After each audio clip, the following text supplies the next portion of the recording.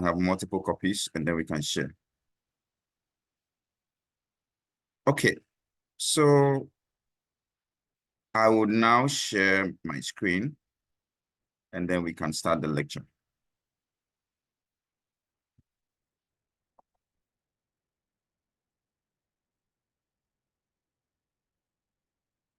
I've already sent the notes in PDF form to the page. So those who don't have it, maybe let me send it again, because I see that new members have joined after we have shared the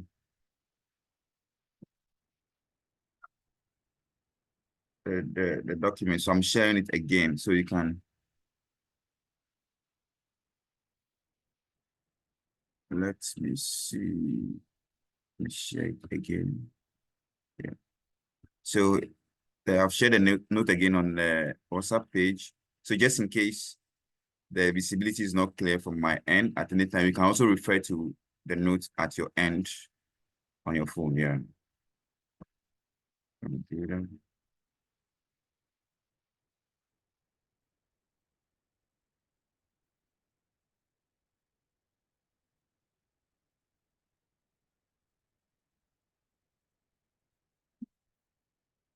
Okay.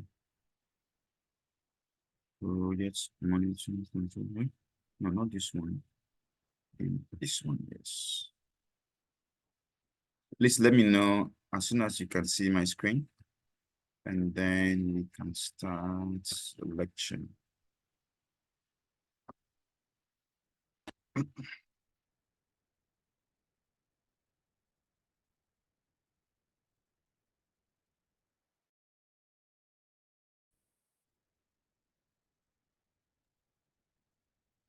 Yes, we can see.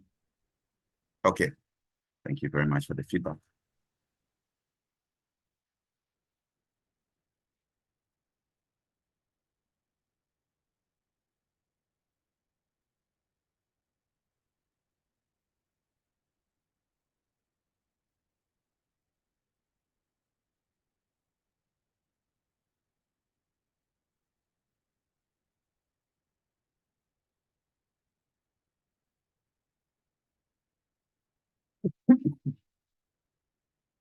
Okay, so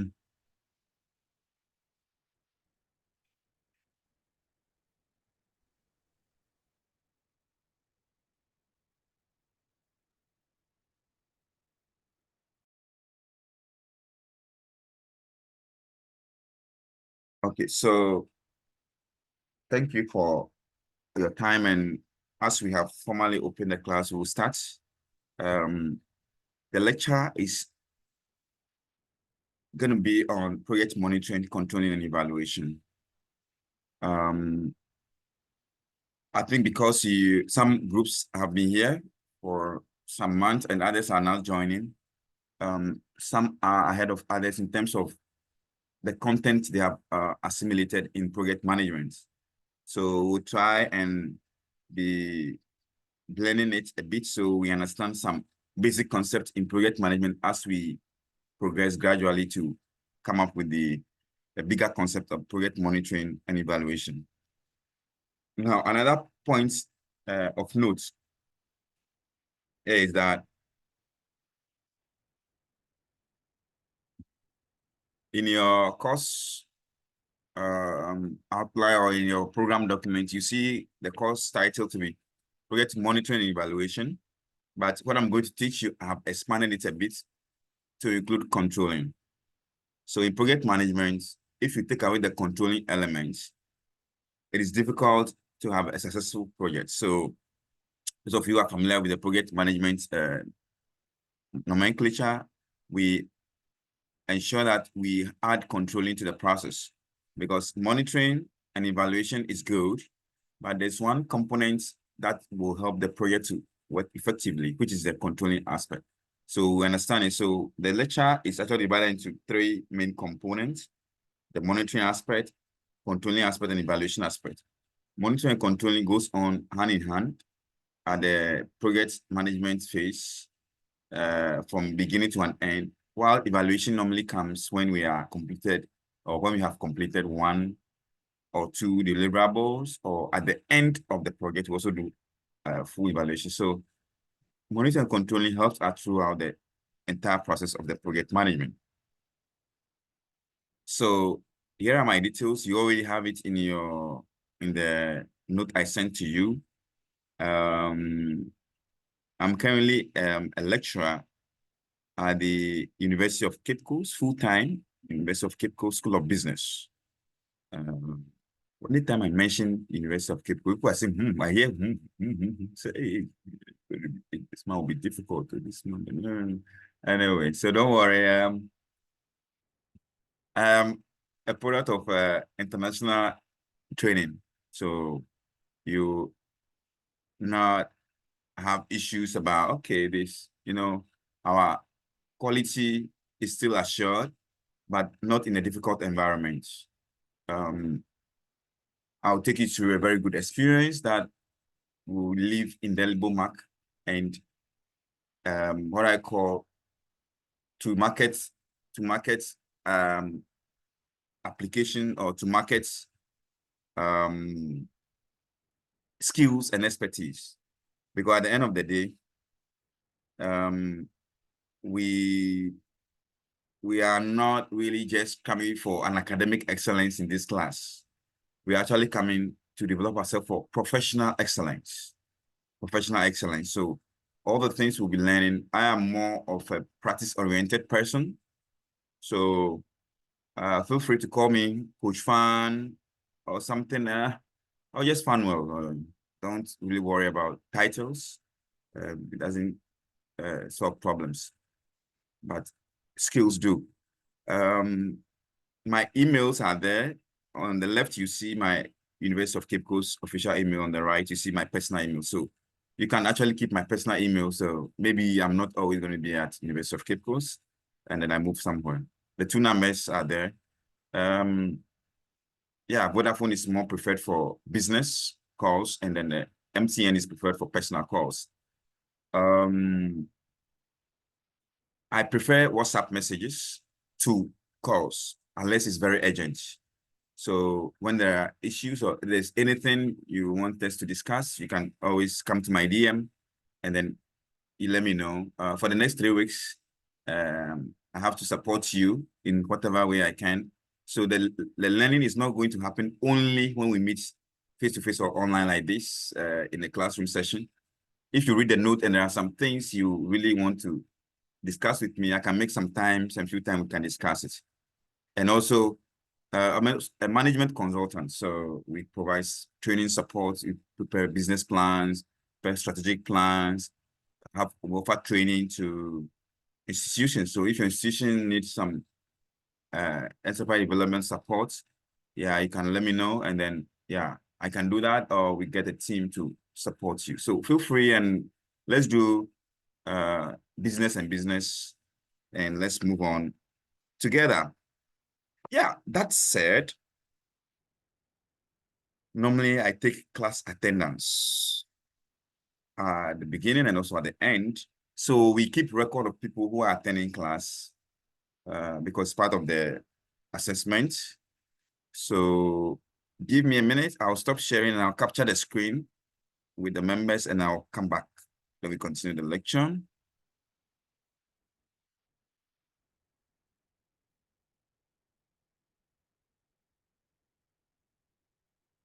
There are some names. I have seen a name called Apple Device. Is it possible you can all check your names and you can edit it? You can just go to participant column and right click on and then when you find yourself, you right click and then just change your name. And let me see in a minute, can we do that? Because if I capture Apple Device, I don't know whose name is Apple Device. I like names like Jude so that's a full name. I can always cross-check. Amos Agbetoka, fine. I can see Maripel Brown. Names. Gloria is only Gloria here. I don't know which Gloria. Please, are we making the changes quick? Yeah, so for official meetings like this, it's always good to have your your full name, and then it's good to, so all of you, if you have only one name, you can still change it. The person Apple device is still haven't changed it. Please check it out. Gloria, yeah, Tataga, good. So now that is it. Good. I'm seeing the names being changed, formal names.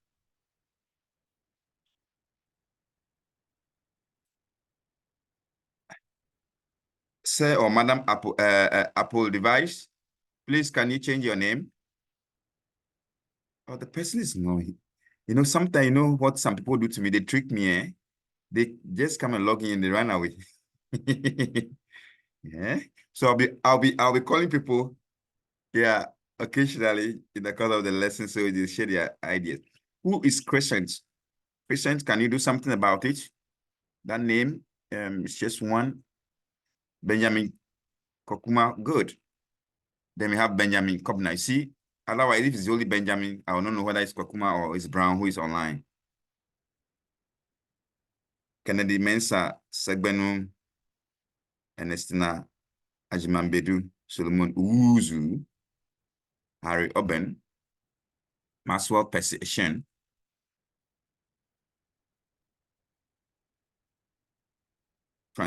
Francisca Stokes Ata Eyiso. Good. Who is Maxlin? Maxlin, you got to do something about that. Okay, so I'm going to now take the photos. So you can smile behind your computers. Maybe it will show somehow. 1, 2, 3. Crap. I've got the first one. So there are 2 pages. So I'm going to come to the second page also.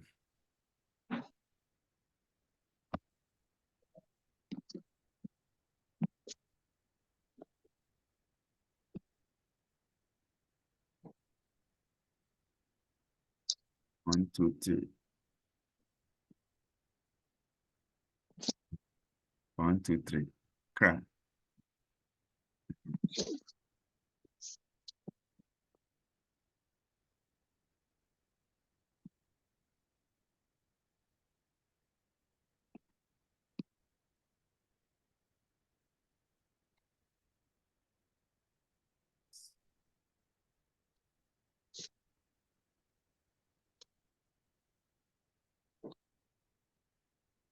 Take the last one, and then we can move on. Go here. 1, 2, 3. Crap. Okay.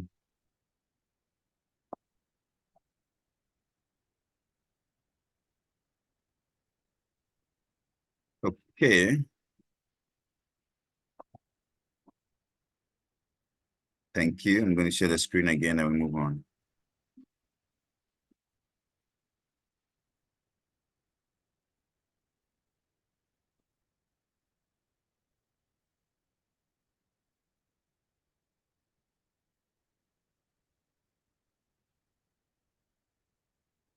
So that's attendance. Okay.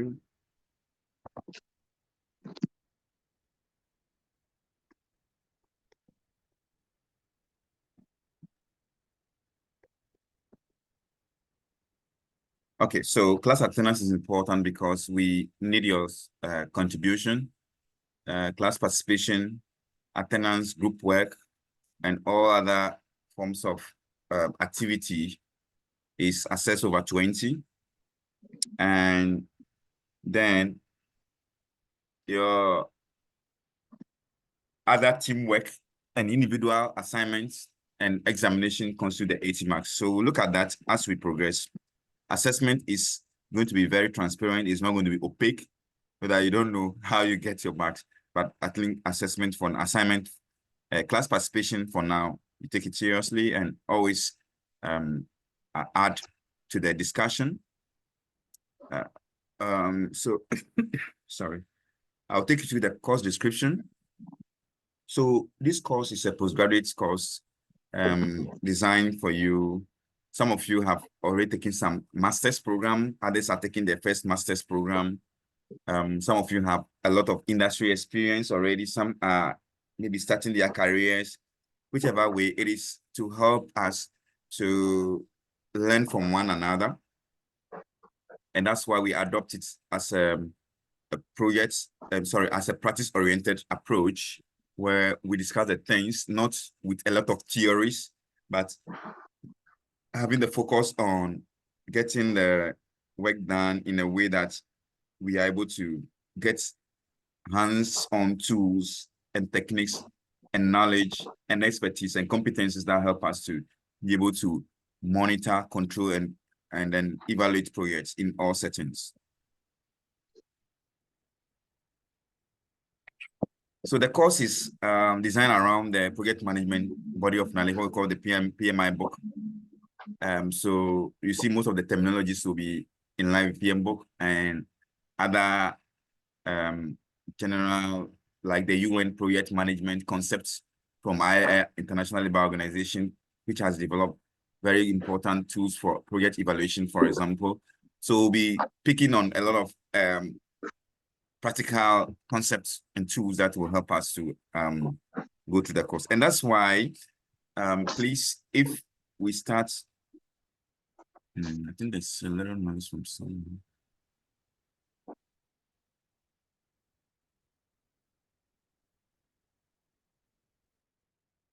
Okay, so for those who want to participate, add your voices to it, please, anytime you have any question or you have something to add. Okay, so I've got about 15 years in managing projects in the local and international environment. But you see, some of you would have gotten maybe about 20 or 30 years already in similar environments. So you may have a lot of in-depth knowledge, or even if it is only 5 months or 2 days in project environment, you may have some understanding of project in a particular way that I have not seen yet. So even though I'll lead a discussion, that's why I'm like a facilitator. I'm leading the discussion, but don't see me as the body of knowledge for everything. We want us to create and co-create this knowledge and share. So share experiences, share ideas with colleagues together. What we want at the end of the day is that we are able to learn from one another, and then we become very outstanding project managers in the local and international environment. So please take it easy. And then anytime you feel like saying anything, just unmute yourself and then you speak. Because if you raise your hand, I might not see you. I'm just concentrating on the lecture. So thank you very much for that understanding. So after we complete this course, it is my expectation that you'll be able to acquire in-depth knowledge in project monitoring, controlling, evaluation, process group. We call it process group in project management because there are a lot of things that you do that come together in that stage. So we're looking at it very soon. Then we perform and supervise monitoring, control, evaluation functions on projects and in any other related environment. So monitoring, controlling, evaluation is not only done in projects. You can also apply the knowledge elsewhere. That's why we're going to learn it in such a way that you can transfer that knowledge to other areas. It can be business, it can be your own learning schedule, it can be your personal schedule, it can be your chilling schedule that you want to monitor and control. It can be your own budget, all right, your personal budget. Sometimes those of us who are not good at budget management, you see that you get money by it goes. But how do you monitor and control and evaluate your budget so that you don't overspend and all those things? So these skills should not only be limited to us in the work environment, but also in our homes. After all, there's a good saying that charity begins at home. So it means that everything we want to practice. That's why project management is also good to practice that project management in a way that you do it at your personal level and you can move it to the bigger level.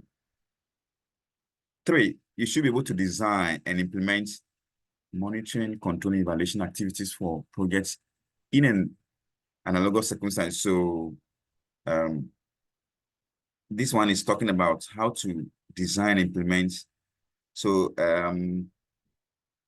you should be able to design this monitoring plan controlling activities. How do you go about controlling? You should be able to design it. Even if you're not the one doing it, you can design for others to look on it as a roadmap to implement it.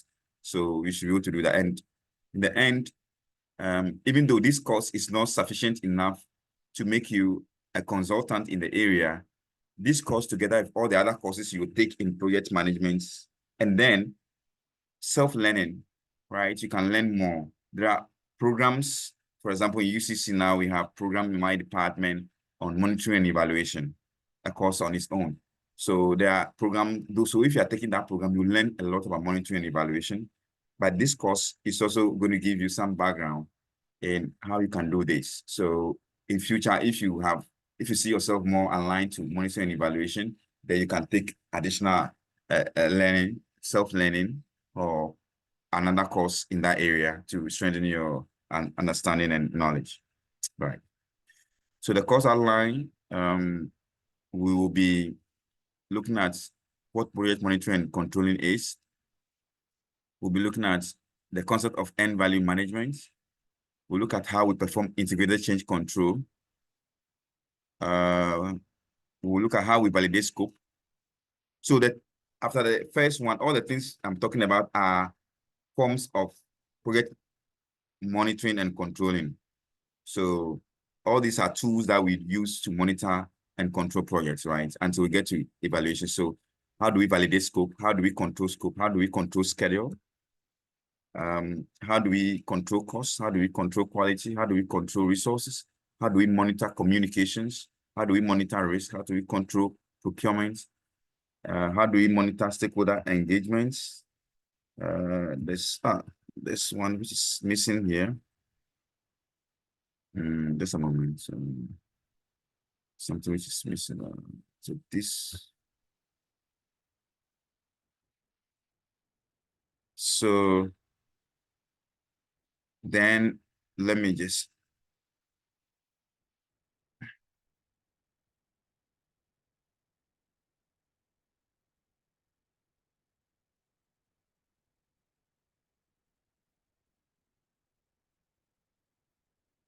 Then we have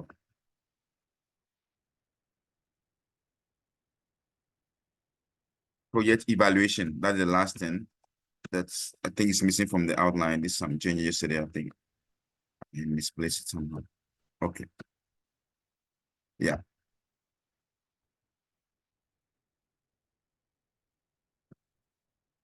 Okay. So that's the last thing we'll do, project evaluation. Just a moment, let me check the design. So for the first 2 weeks, we will work on project monitoring and controlling. And then the last week, we will look at projects. Yeah, so for the last week, we'll look at the evaluation. So this week and next week, we'll work on all the other topics that we have looked at. That is project monitoring and controlling, end value management, perform integrated change control, validating scope, control schedule, control cost, control quality, control resources, monitor communication, monitor risk, control procurement, control, or monitor stakeholder engagement. All that we'll work on in the next 2 weeks. And then the final week, we'll work on evaluation and then closing ceremony. Assessments, yeah, class participation and contributions is 10 marks. Then assignments, including teamwork. So I'm also looking at teamwork. We'll be looking at that, we're marking it. Teamwork in groups, also 10 marks. Then the group assignments will be 30 marks. And then end of semester examination will be 50 marks. Total, you get 100 marks. So you see that group work or teamwork is very important, as well as your individual work and class participation. So I want to know if there are any questions so far, comments or concerns concerning the course outline, how we plan to deliver it, and also assessment criteria. If there are any questions or concerns, we can have them now.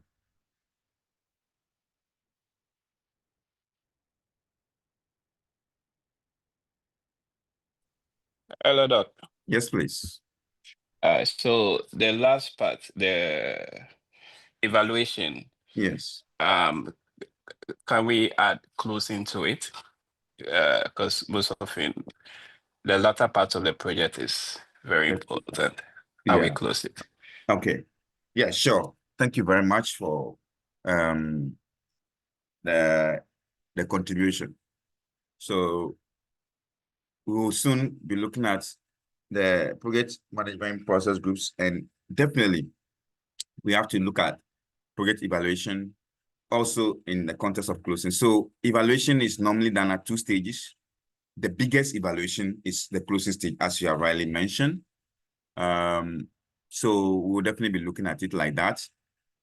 However, there's also another evaluation that is done at the various stages. So maybe when we are done with a particular activity, even though we are not at the closing stage, we can evaluate it. For example, if it's a building construction project, we could do evaluation when we have done even just acquiring the land to see whether, well, the criteria for acquiring the land is well followed, or maybe we've done the foundation. We can evaluate to see whether the foundation is very strong. So we could do that evaluation at the various stages until the project ends. But of course, when we are going to, so maybe in your comments, what we can do, we can add closing, but we will not have it only at the closing stage. That's why I make it open. We can make it project closing and evaluation. But it may mean that we may only have the evaluation at the closing stage, and then our eyes may be off the evaluation at the various stages, and that is why I make it kind of open. But of course, 90% of all evaluation are likely to be happening at the closing stage to be sure. Yeah. So I'll explain again.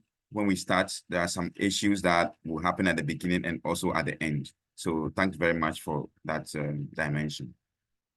Please, any more questions or concerns?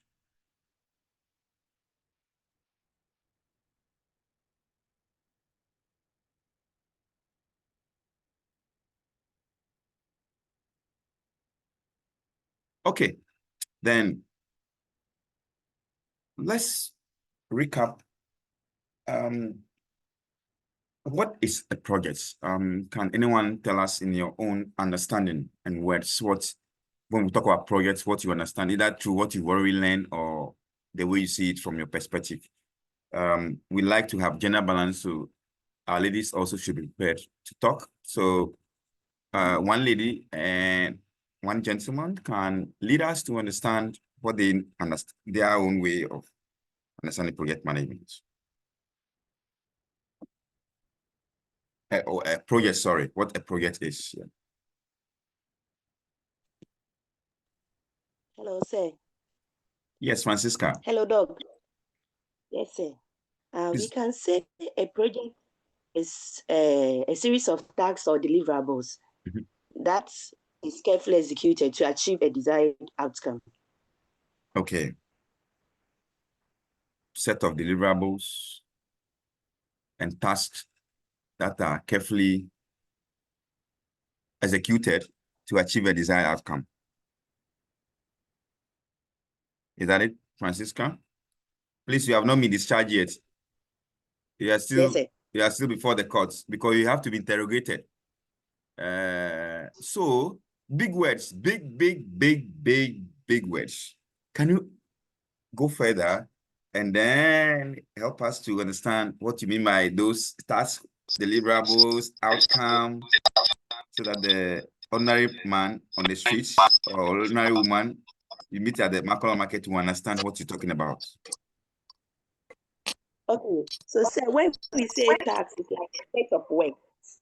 Like you have some works before you that you are doing. So tasks are various kinds of works that are before you. And deliverables are something that is achievable. Yeah. Yes, that's tangible. You can achieve it. or activities. That's on everyday activities. Okay. Okay. So I like the point. You are looking at things that we can work on, everyday tasks, everyday activities. There's one thing I want to add to your deliverable definition. Deliverables can sometimes be intangible, even though most of the time they are tangible. For example, one deliverable for this course, this course is a project from beginning to an end. So one of the deliverables will be what we are learning now. It is not tangible. You can't touch it. You can't feel it. If you come to class, you enjoy it. If you don't come to class, you don't enjoy it. Even though there may be some tangible outcome, which is a recording that you can see, or there are some that we can't record. Maybe when we come for face-to-face, for example, or even if you record, you don't have the first touch. If it's about training, maybe malaria control projects, there may be some tangible deliverables like giving out of mosquito nets, but there may be intangible components such as educating the people in the community. That one you cannot touch, you cannot feel, you cannot smell, but it's still part. So I like your definition because it talks almost about everything. It talks about task, it talks about deliverable, it talks about tools. These are things that we are going to monitor, control, and evaluate to be sure that we achieve the outcome. So thanks a lot. Now you have been discharged and acquitted. Thank you, as such. Doc. Okay. Thank you, Doc. Yes, I see someone also want to add something. Delasi? Yeah, yes, Doc. Yes. So what you said, I want to add, a project is also a temporary effort that we carry out. So to create a unique product. So it is not something permanent. Okay. So a project is always something temporary, and it has a beginning and an end time. Okay. Beautiful definition. But let me interrogate you also in this matter. Once you mount the witness box, we need more information, so don't run away. Delasi, are you still here? Yes, Prof. I'm here. So Delasi, you mentioned temporary nature of project. I'm curious, what do you really mean by temporary nature? Because if we are building a road, the road we expected to be there almost forever. To build a house, they are all projects, right? So why do you call it temporary? Even though these outcomes could be there forever.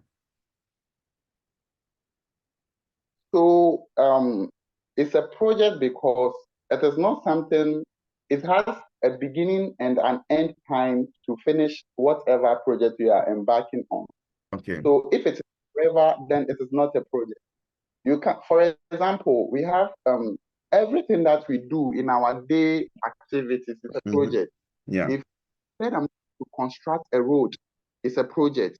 So that does not mean not finish constructing that road. If I said I'm going to build, that does not mean I'm not going to finish building. If I'm saying I'm going to marry, marrying to is a project. I'm not going to say I will forever be in the process of marrying. No, I would definitely finish marrying. So everything that we do is a project. So not it's temporal because it has a beginning and an end time. Okay. So we are talking about the marriage, for example. Where is the project component? Is it from the time they get married to the time one or both couples die, or what exactly, where will you place the projects? So I would say in terms of marriage, project is I will categorize it. Okay. For you to see man or a man to marry her is one category. So after you marry, like doing the tradition and all those things. Yeah. So you to, let's say, be in the marriage transaction is also a project on its own. How to manage the man or how to manage the man. for it to be successful. It's a project. Then if let me say babies or kids come in, it's also a project. So marriage itself is not a complete project on its own, but it's it is partitioned in bits. Okay. So for me to see a woman that I'm going to marry, creation and all those things is a project. That is the first phase of the project. Okay. So once I'm done with that phase, then I have to continue with the second. Once I'm done with the second phase, I have to continue with the third phase until nature colors. Okay. So if nature colors, the project ends, the marriage project ends. Thank you, Doc. Thank you very much. Who is speaking? Solomon? I'll come to you, Amos, okay? Solomon, yeah. Yes, Doc. Well, we are not trying to divert the class, but I would, in a way, how do you call it, object to what my brother just said. Okay. For me, I would view the project of the marriage he's talking about more or less like from the preparation stages. Okay.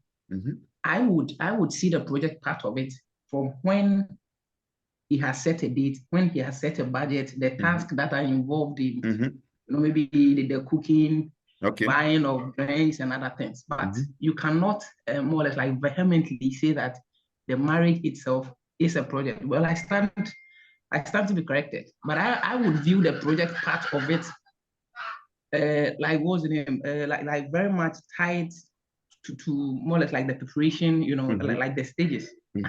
So I'm not trying to divert the class. No. I mean, you are not diverting. We are doing this because when he was talking, my mind just went to it's a project. I mean, from the kind of explanations he's giving, it's a project, all right. Yeah. But for the purposes of what we are discussing in class, I see more of the project tied to I mean, when you are setting a date, buying stuff, I mean, those things are like little bits. So that was just what I was trying to put across. Very, very important point there. Well, Doc. Yes. Who is here now? Is it Crescent, yes. Okay. Kennedy, I'll come to you, okay, after Crescent Kennedy. Right. Yeah, okay. I think the last CEO, his points out. I mean, project, even your life. Yeah. On this one is a project. Yeah. And it categorizes marriage and other things. So project is not like things that are set in place that, hey, I'm going to buy this at this specific time, at this, that. Mostly we use those jargons and we think, yeah, I'm pursuing project. Yeah. Project is anything you get yourself involved, you have a specific date and an end date. Yeah. And all the things within it, you are able to execute it to what maybe you want.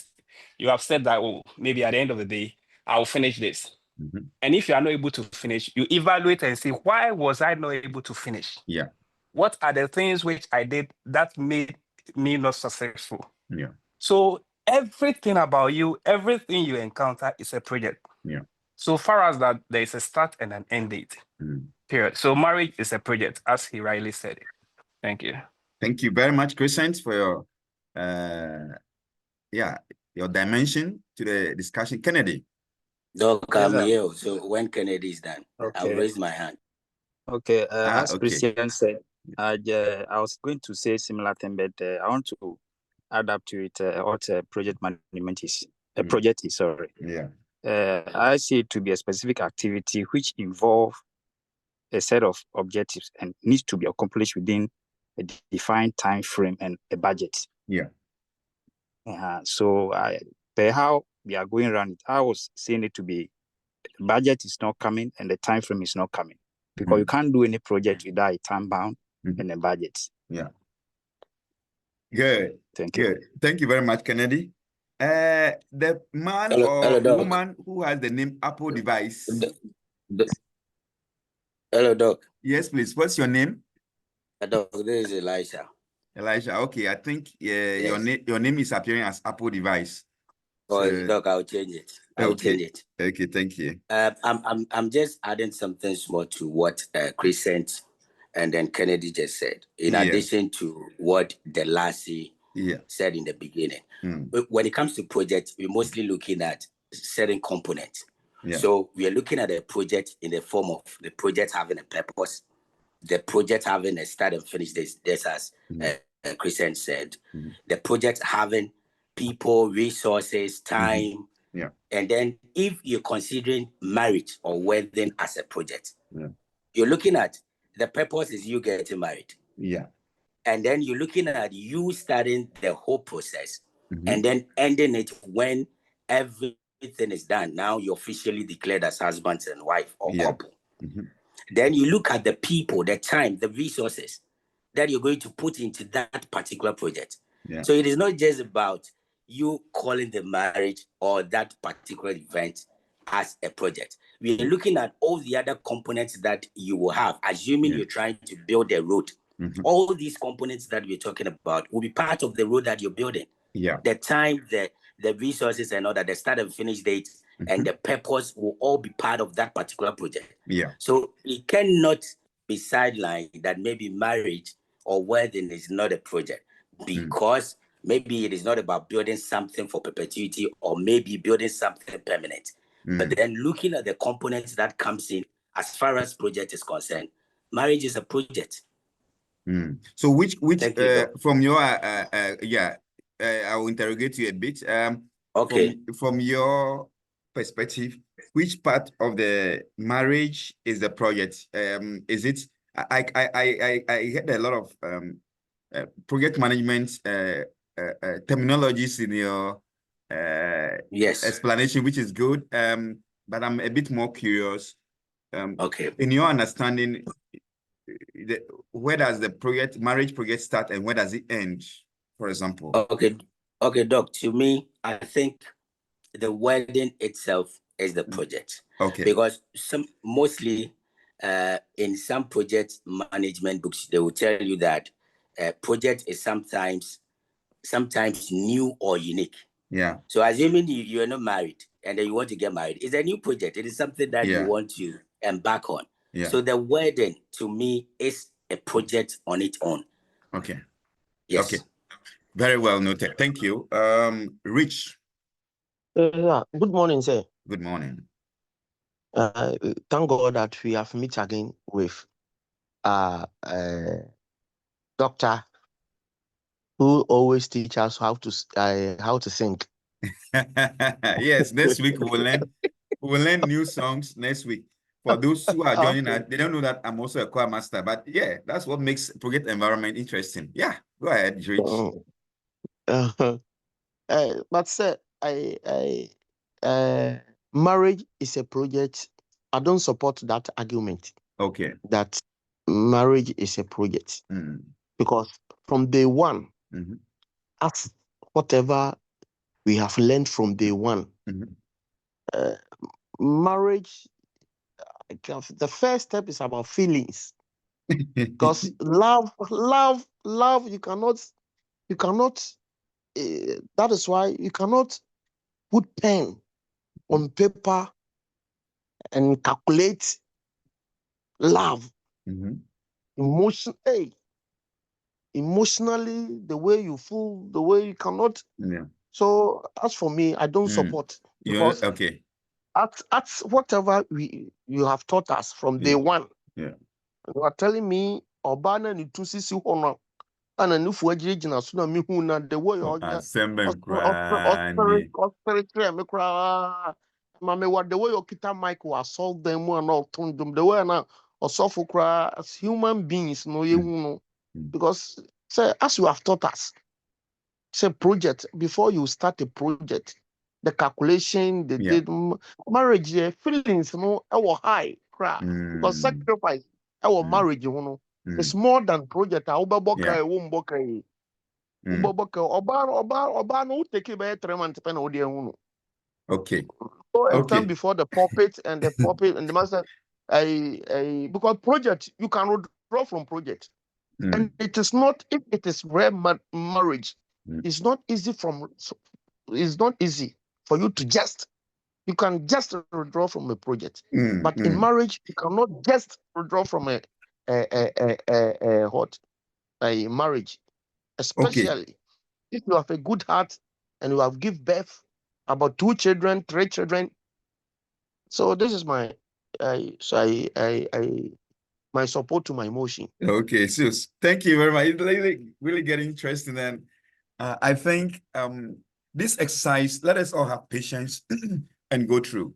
The reason why, sorry about that. This is really important is for us to really understand what we talk about project, because it is that project that we are going to monitor, control, and evaluate. So if our understanding is not the same on what projects are, then you see that we are going to likely run into trouble when we are trying to see which component are we going to monitor, which component are we going to evaluate or even control.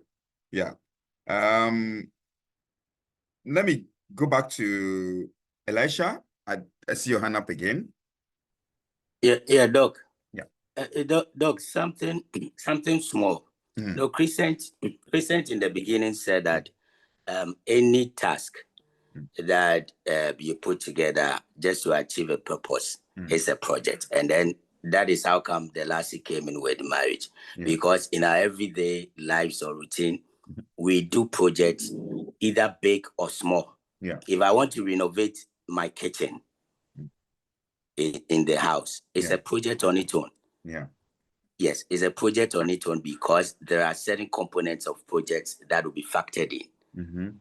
So it's a project. Now, coming back to what Nana said regarding love and affections, we are not placing priority on affections or the emotional aspect of the marriage. We are talking about getting the marriage done, the wedding, getting it done. People plan weddings and then withdraw. Just as you're saying that you cannot withdraw from it is different from, but that is why there is divorce. Divorce is part of marriage. And if you divorce, it means you've withdrawn from the marriage. It happens all the time. So the what we are saying and the project aspect that we're talking about is not about you having feelings for the person or we measuring the affections that you have for the person. We are talking about planning a wedding with either your partner or for someone. There are people that plan weddings for people. It's a project on its own. They take everything into consideration from start to finish. The resources that will go into it, where they are going to have the event and all. It's a project on its own. That person might not even be the wife or the husband. He might be a separate or a different individual, whereby his main job is to make sure that the marriage will be done successfully, and then the goal of that particular project will be achieved. Thank you, Doc. Thank you very much. Doc, my last submission, my last one on this topic. Who is speaking, please? Okay, Crescent, please go ahead. Yeah, okay, so to help some, and a project, most often I'm into the railway sector. Okay. Where it's very vast. So we have lots. Yeah. Different lots. Yeah. We categorize it into different phases. So after each phase, you move to another phase, and you move to another phase, and you close it. We sometimes even hand over before we move to another one. Yeah. But in its all entirety, it's a project on its own because you close. Okay, let me categorize marriage. When the institution of marriage, we have planning. We plan anything you want to do. You have a fair idea of what to do. Yeah. And after you plan, you execute it. So in your execution, you see whether this is what you have planned, you are implementing. Then you monitor. So the monitoring stage of it is also different. Yeah. And sometimes you put certain things in place to control it, and maybe you close that chapter. Then you move to another one. You understand? So the feelings and other things, we have expert judgment. That's your intuitions. Yeah. Your intuitions is may differ from every project manager or every person who is married in that aspect. Yeah. So as to how you see a woman and you approach, or as to how you get a problem and you solve it, might differ from everyone. So those are your expert judgments, your intuitions, so that comes to play. Yeah. So That's why sometimes we go for counsel, we go for just to advance our knowledge in these things, how to manage all these situations. So we put all these things in place when we are even in the situation of marriage. So marriage in this end is project.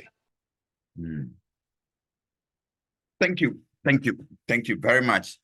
That's so intriguing. I didn't expect that we'll go this deep, but I'm very happy we've gone this deep. And I think I promised Amos to give him a chance, and then I would continue from there. Amos, can I have your idea now?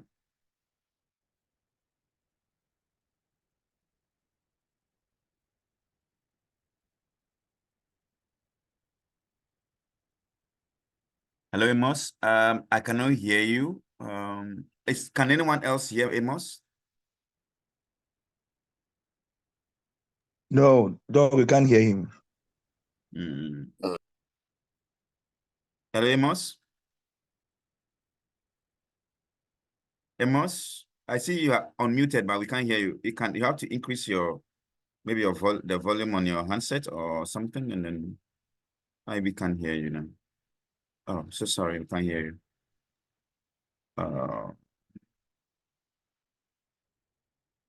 Amos, maybe you can exit and come again. Maybe you can exit the platform and come again so that maybe when you speak, we can hear you. Okay, so good. Let's continue. Amos will come back, and when he's in, he can speak. But let me do a quick analysis of the whole discussion, then we move on. I think as we speak, I tell you, I learn every day. You know, I'm not married, so I don't know much about how it works, but I've seen it the way it works in homes and in my home with my parents, and other people have stayed with. I've learned a lot. Now, the debate about whether marriage is project or not is a good one, because that one, all of us can relate with it. And Amos, does it work for you now? Yeah, Doc. Good. Now we can hear you. Good. Please speak. All right, thank you. I'm saying that a lot have been said on the subject matter already, so you can proceed. Yeah, okay. Thank you very much for your kind concession on this matter. Yeah.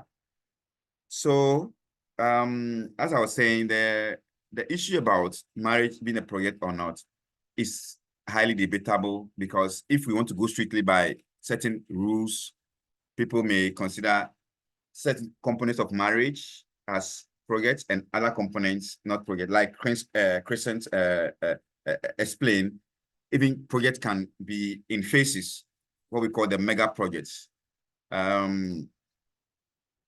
Technically speaking, that aspect of marriage which is more aligned with what we can describe as a project is that aspect where you think that, okay, now I'm of age and I want to get married, or I feel like having a partner. People start this decision early, people start late.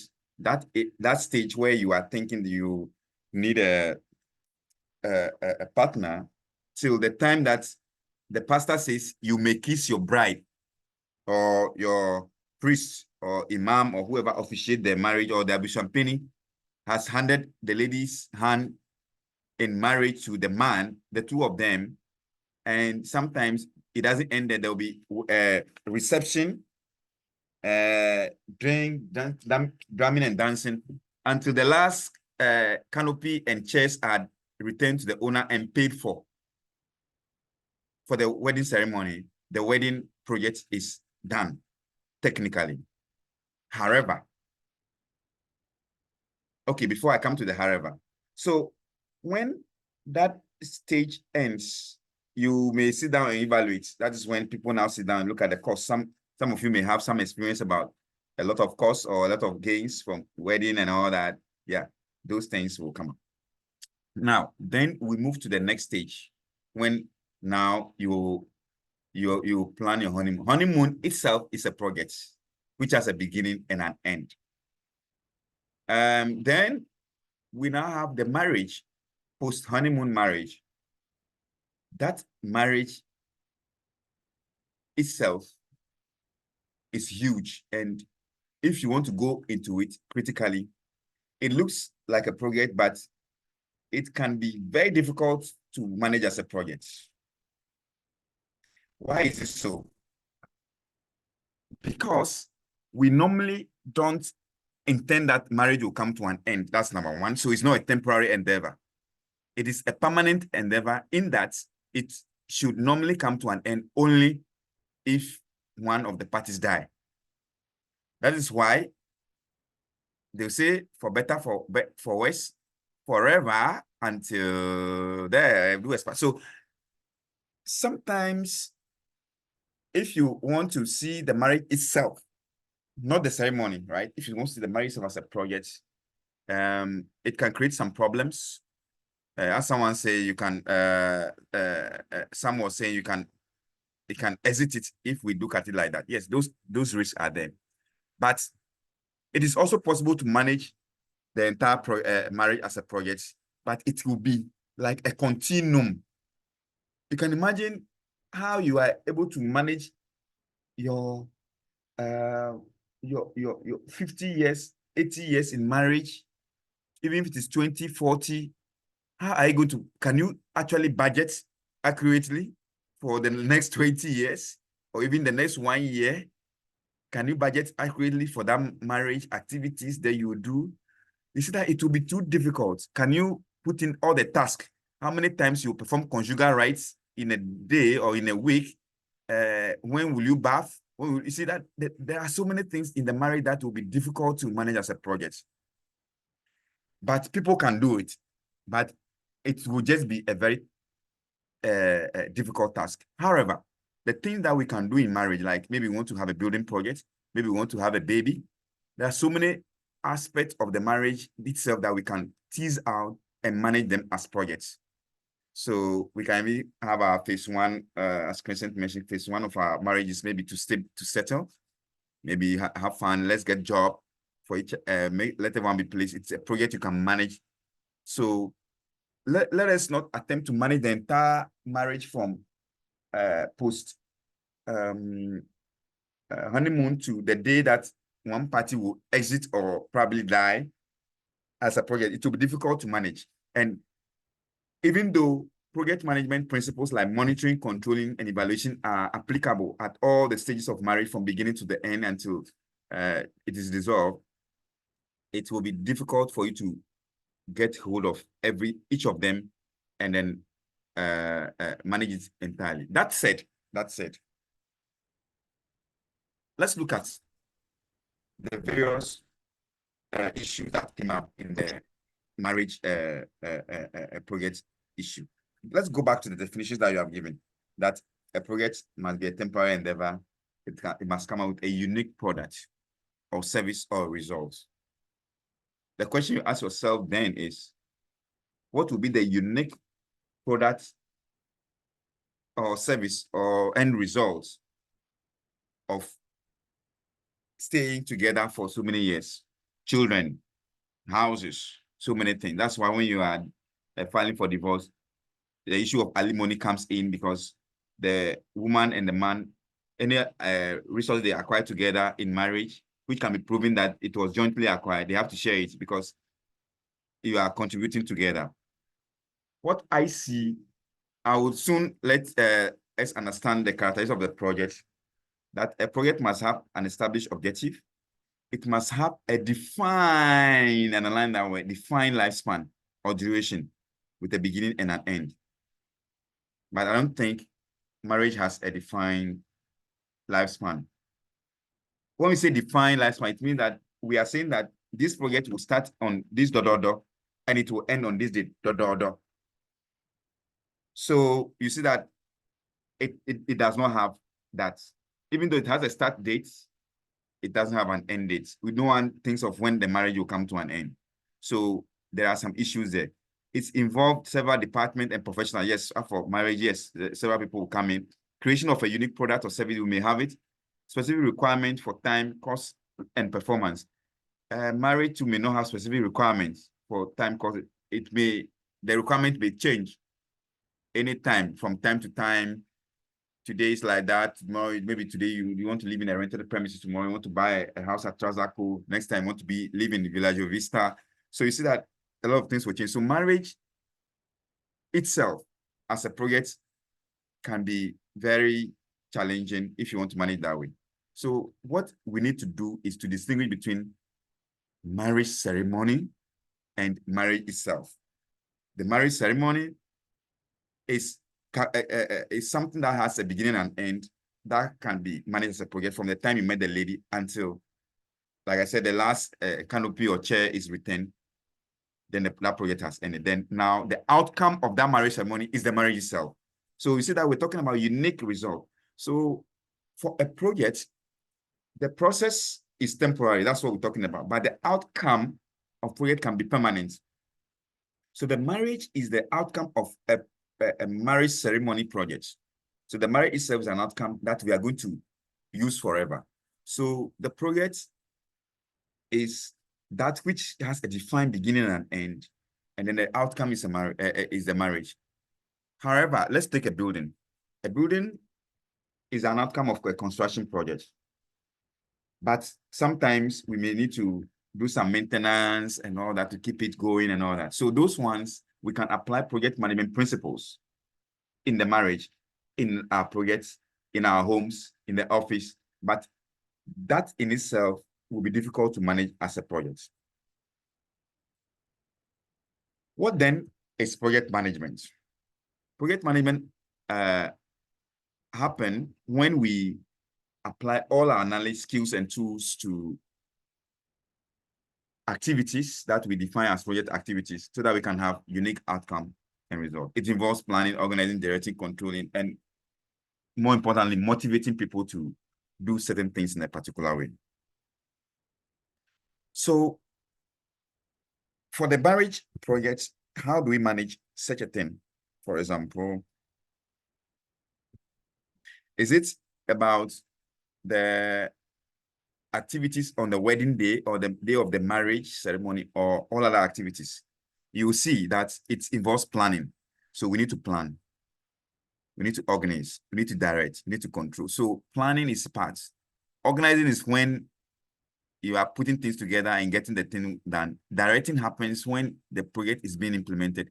Controlling, you have to keep your eyes on the resources to be sure that they are being used for the right purpose. By the time we go to the next phase of our discussion today, I'm sure we will understand all that we have discussed this morning in a better way. Let's look at what we call the project management process groups. There are 5 in all. Project management has 5 process groups. And these process groups are arranged in line with what we call the project lifecycle approach. In some books, or maybe very soon, we taught other things in project management, so those who are yet to, who are now starting the program, you come across project lifecycle, which is normally the initiation, planning, execution, and closing, where we have most of the evaluation done. But there's a process group called monitoring and controlling in project management, which helps us to ensure that we are doing what we are supposed to be doing. Just a moment.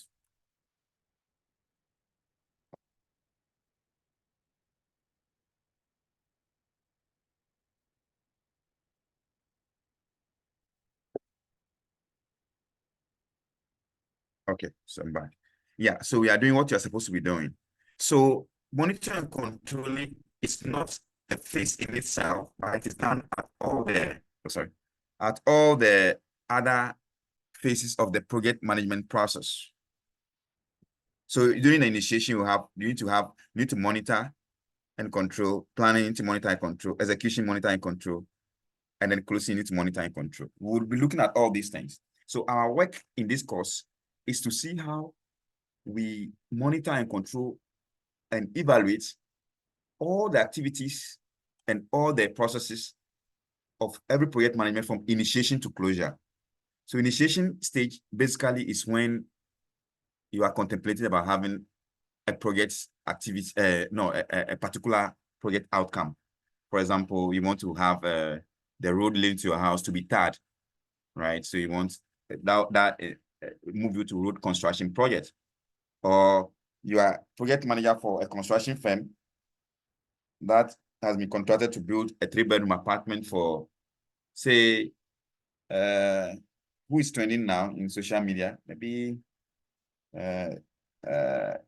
Ibrahim Mahama. So you see that it can be anything, or maybe it's just a community project where you are going to distill the gutters that are in your neighborhood. These are all projects that have defined beginning and end. So once you started thinking about these things, you are at the initiation stage of the project management. So we call it initiation. Why? Because it's now you are thinking about it.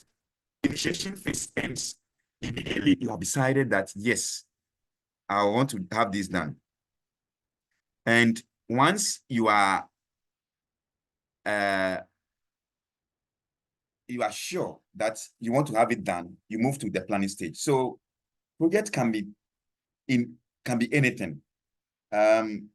For the marriage project that we were discussing, the initiation phase is when you think that you want to get married, and then you can even tell your friends or your parents or whoever.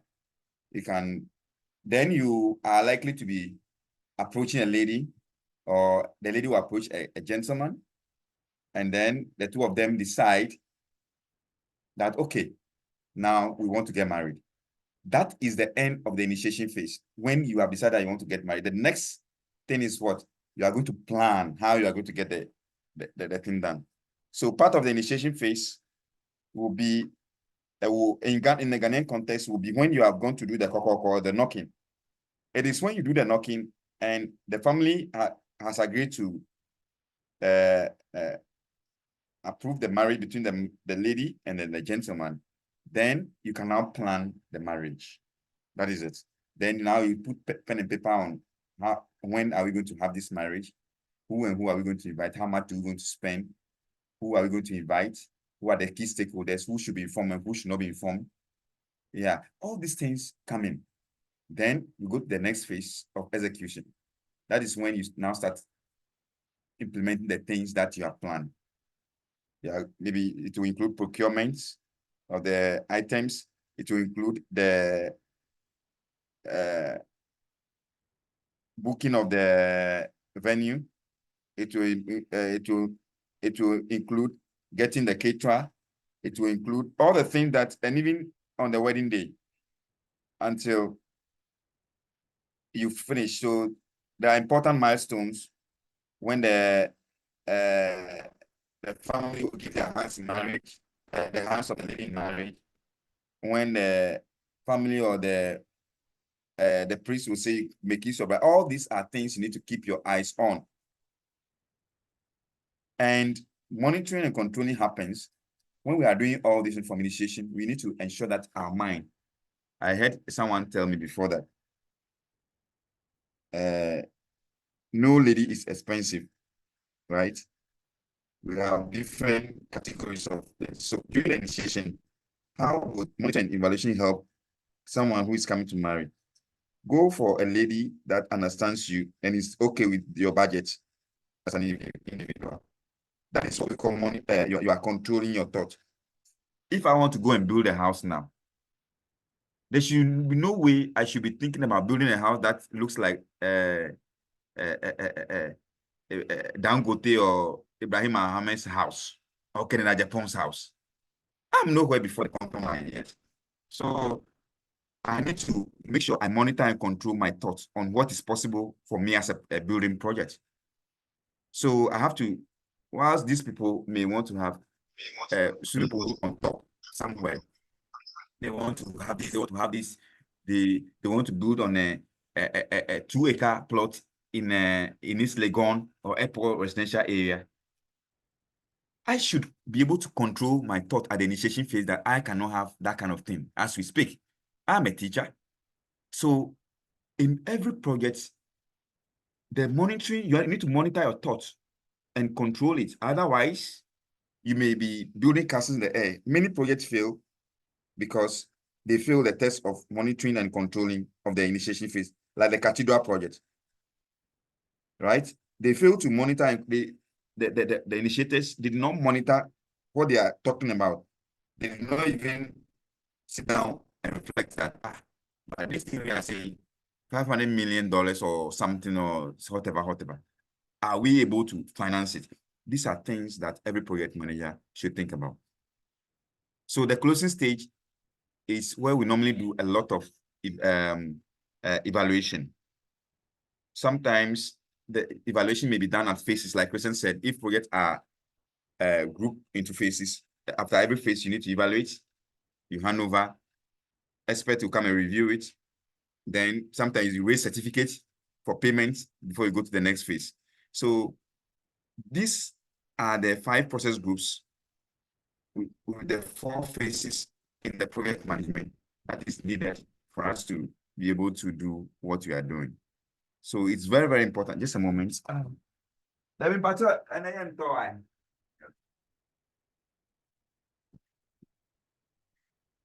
So it's very important that whenever we are managing projects, we look at it from all these perspectives. As for the planning of the project, you need to think about it in terms of the monitoring and controlling what we want to deliver. Do we have the resources? At the end of every initiation phase, there's something we call the project charter. That project charter, it has several names. It can be called the contract documents. That is what we are going to use to implement. It can be called project documents. There are so many names. I mean, it can be a proposal that you are going to implement. It can be a business plan that they want to implement some projects in it. So a document that authorizes you to implement a project or to plan and implement a project is what we call the project charter. So when you receive that project charter, when you are planning, you have to make sure that you monitor and control your activities such that whatever is in the charter, what they've asked you to do, your plan is going towards implementing exactly what has been given to you, right? And then the biggest area where we monitor and control project, 90% of all monitoring and controlling activities are done at the execution stage. That's when the activities are being done. That's where you keep your eyes on whatever you have planned against what you are implementing. So project management is a very simple thing, but it can be done in a scientific way. There are many people. Yesterday, I was asking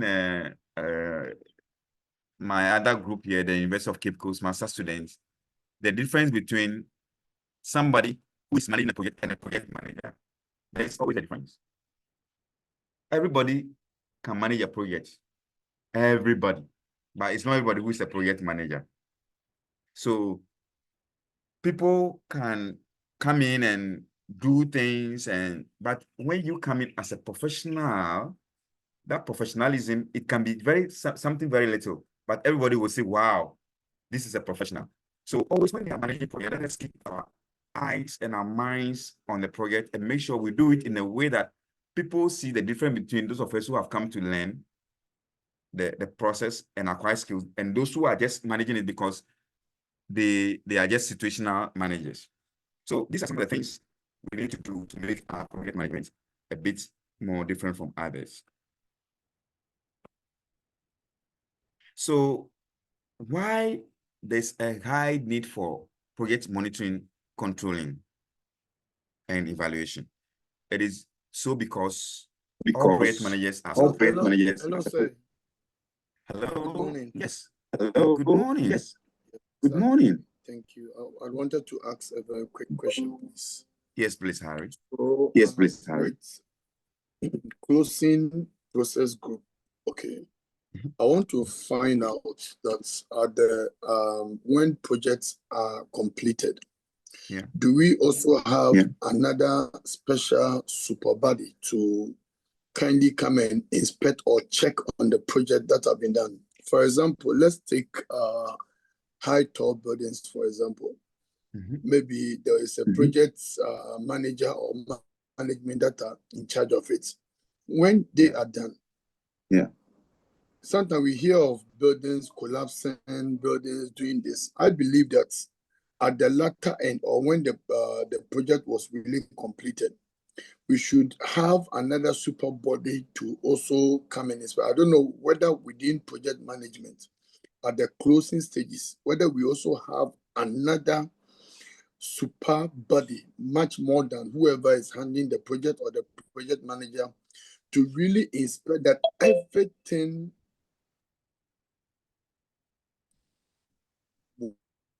was really done and done well, just like who watches the watchman. Yeah. You understand? So somebody is already watching, but we need another person to also. So I want to find out collapsing, and later they will do investigations and will find out that, oh, there was something here they should have done, they didn't do, and all these services of another super body to supervise what has already. All right. Hello, Doc. Hello. Yeah. Yes. Can I attempt? So the person who spoke, to answer it I before forgot. you bring your story next time. Yes. The person who spoke, what's the name? I forgot to write the name. Please, my name is Harry. Harry, yeah, Harry. Okay, Harry. Okay, Harry. Now, Christian, you can go ahead. I'll come back to that Harry. Yeah. Okay, so Harry, using a case study, most often during the closing stage, prior to the engagement or the starting of the project, we identify all the stakeholders. The stakeholders are the users that will use it, the sponsors, the people that brought the money, even the project managers and everything. They need to accept the building as you are saying, before we give it out. So likening it to what you are saying, at the closing stage, when during the implementation of the project, when things are not done right, sometimes it's very difficult to even see it at that stage. Why am I saying that? We have, as Doc said, we have the monitoring stage and controlling. The monitoring stage, we have certain things we call assurance. Like, assurance is the standards that we set the thing to, the codes, all those things. So when we put something in place, we link it to maybe has it pacified all these things. So those things are done during the construction. And if within the bodies or the people doing the construction, they are not keen to themselves, that's the consultant and the contractor. They are not keen to themselves and they override these things. That is where the shoddy works come. Because frankly speaking, the client is not well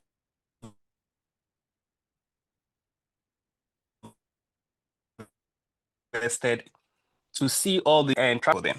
So you see that you put up a building, everything, all the checklist has been crossed. That means it has passed all the standards. Everything has passed. But it will not stand to the test of time within some period. And at the end of the day, a month or 2 or 3, it will collapse. So it's a very difficult task to really see at the end of the project. But however, when it is a normal thing, which may be a deliverable, where one can monitor, at the end of the day, it should move like this way, and it's not moving this way. That one is so visible to say, hey, you didn't do it well, so we are not accepting. But when it is not so visible to the eye, and it needs to be only, we can only assure it within a duration of time. It's very difficult to really, for those bodies to really see at the end of the closure stage. Thank you, sir. Thank you very much. So I just have something I want to share. Thanks, Crescent, for your perspective. It's very important. Michael, I'll come to you in just a moment. Before Michael speaks, you can see on your screen we have types of evaluations. We have self-evaluation, which is done by the project team. These are things we'll learn at the evaluation stage. That slide, you go back, you see on slide 109. We have internal self-evaluation is normally done by the person who is working on the project itself. So yourself, you can finish and then check whether, okay, am I right? Is this like when you're writing an examination, you can just check, read through to see proofreading and all that. When you're building your house or any project, you check to see with your team. Okay, then we have internal evaluation, which is normally done by a team within the organization, but not directly involved in that task or implementation of that project. So if you have other people who are also expertise who can check whether everything we've done is accurate, you can be able to do that. Then we have the independent evaluation. This independent evaluation are normally the same organization who has implemented the project, contracting somebody from outside their organization to come and then what we can call peer review, what they've done, external peer review, okay, or external. So that's why even sometimes if you are reading for MPhil or PhD, they always have what they call the external examiner's report, somebody outside the university who can also check to see that things are done well. And these are things you can work on to see whether you are on the right path and whether the thing is done well. There's one component that is normally missing in most projects we have in Ghana. That's what can result in high-risk case, the external evaluation. Those who have granted permission that something should be done, can be EPA, can be the assemblies, it can be Ministry of Road and all that. They're supposed to come and do external evaluation. Even if it's a government project, we have engineers and project managers who are supposed to go and do their own independent assessment. This one, the project managers organization is not involved. They only will be involved in terms of arranging the area for them to come or granting access to the project site or the project deliverables to these people. So the first three are done by the project managers organization, but the last one is done by the sponsor or the end user or an independent organization that has no affiliation with the project management organization. Now, when this is done, we can compare. Evaluation process is very important because we can compare what we are doing to what we had wanted to do. Now, there's another dimension, as Crescent explained to this, which is whether we are checking. You see, there's not everything you can actually check at the beginning of the project. Sorry, not at the beginning, at the end. There are some things you cannot check at the end of the projects. So things like, if the foundation is weak, okay, or the cement sand ratio for the foundation is not accurate, and you are coming to check that only after the building has been roofed, so you are evaluating to check. How are you going to rip off the building and go and touch the foundation to see whether it is strong or not? No. That is why it's important that monitoring is accompanied with control measures at all the stages. That's why you remember I mentioned that it has to begin from initiation to closure. If it is missing, if you don't monitor and control your projects from the beginning to the end, you are likely to run into trouble. Because, just a moment, I think I have a note like that. Let me see. Is there notes? No, this. Yeah. Let me show you something. I'm sure you can still see my screen. No, I have to go back to go.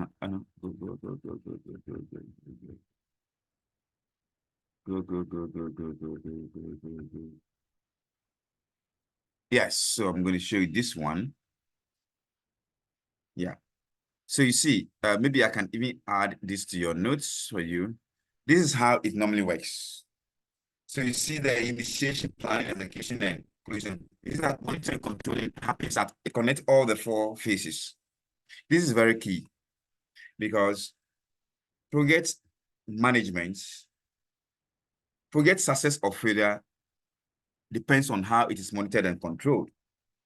Yeah. So it is very important to keep your eyes on it. Sometimes engineers go to project sites and they sit in air-conditioned VH and they call the site foreman, Charlie, why away? Charlie, why away? Then they will just mark and go to the and go back and go and drink beer and sleep. No. Before your evening beer comes to play, please walk and check the things yourself.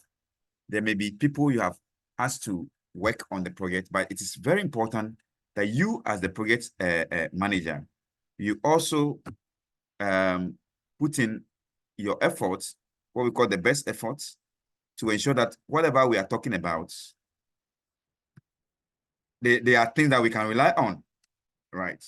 So all that I would say is that let us always ensure that we have that component of our projects that help us to deliver value to customers, not at the end when we are evaluating, but at the various stages. For example, there are some training projects that if you don't monitor and control at the implementation stage, let's say a training project, they will indicate that they have trained about 5,000 people. How are you going to tell whether they have trained 5,000 people or not? You have to visit the training venue during the day or when the training is ongoing, so you can be able to tell, you can even count things for yourself. So monitoring and controlling is an activity that has to live together with the project from beginning to an end. So it's very key, and it is important that we understand it in that perspective, that it is something that happens at all stages. Someone raise their hand, please. You can speak now.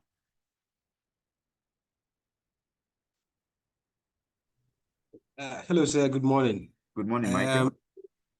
Eventually, you've touched on all of the points. Okay. I just wanted to stress that there are always regulatory bodies that inspect projects to make sure that they adhere to the code of standardizations that are there. So for small town or village projects, you may not see people coming around, but for these major projects and projects that ends up with stuff like consumable stuff or high tall buildings or public projects or even the mines, for instance. It has to be monitored, it has to be evaluated, it has to be regulated. So those in charge, they come around from time to time to make sure they conduct all those inspections to affirm that you are sticking to what is documented and for you to do. Otherwise, then there will be disaster at the end of the day.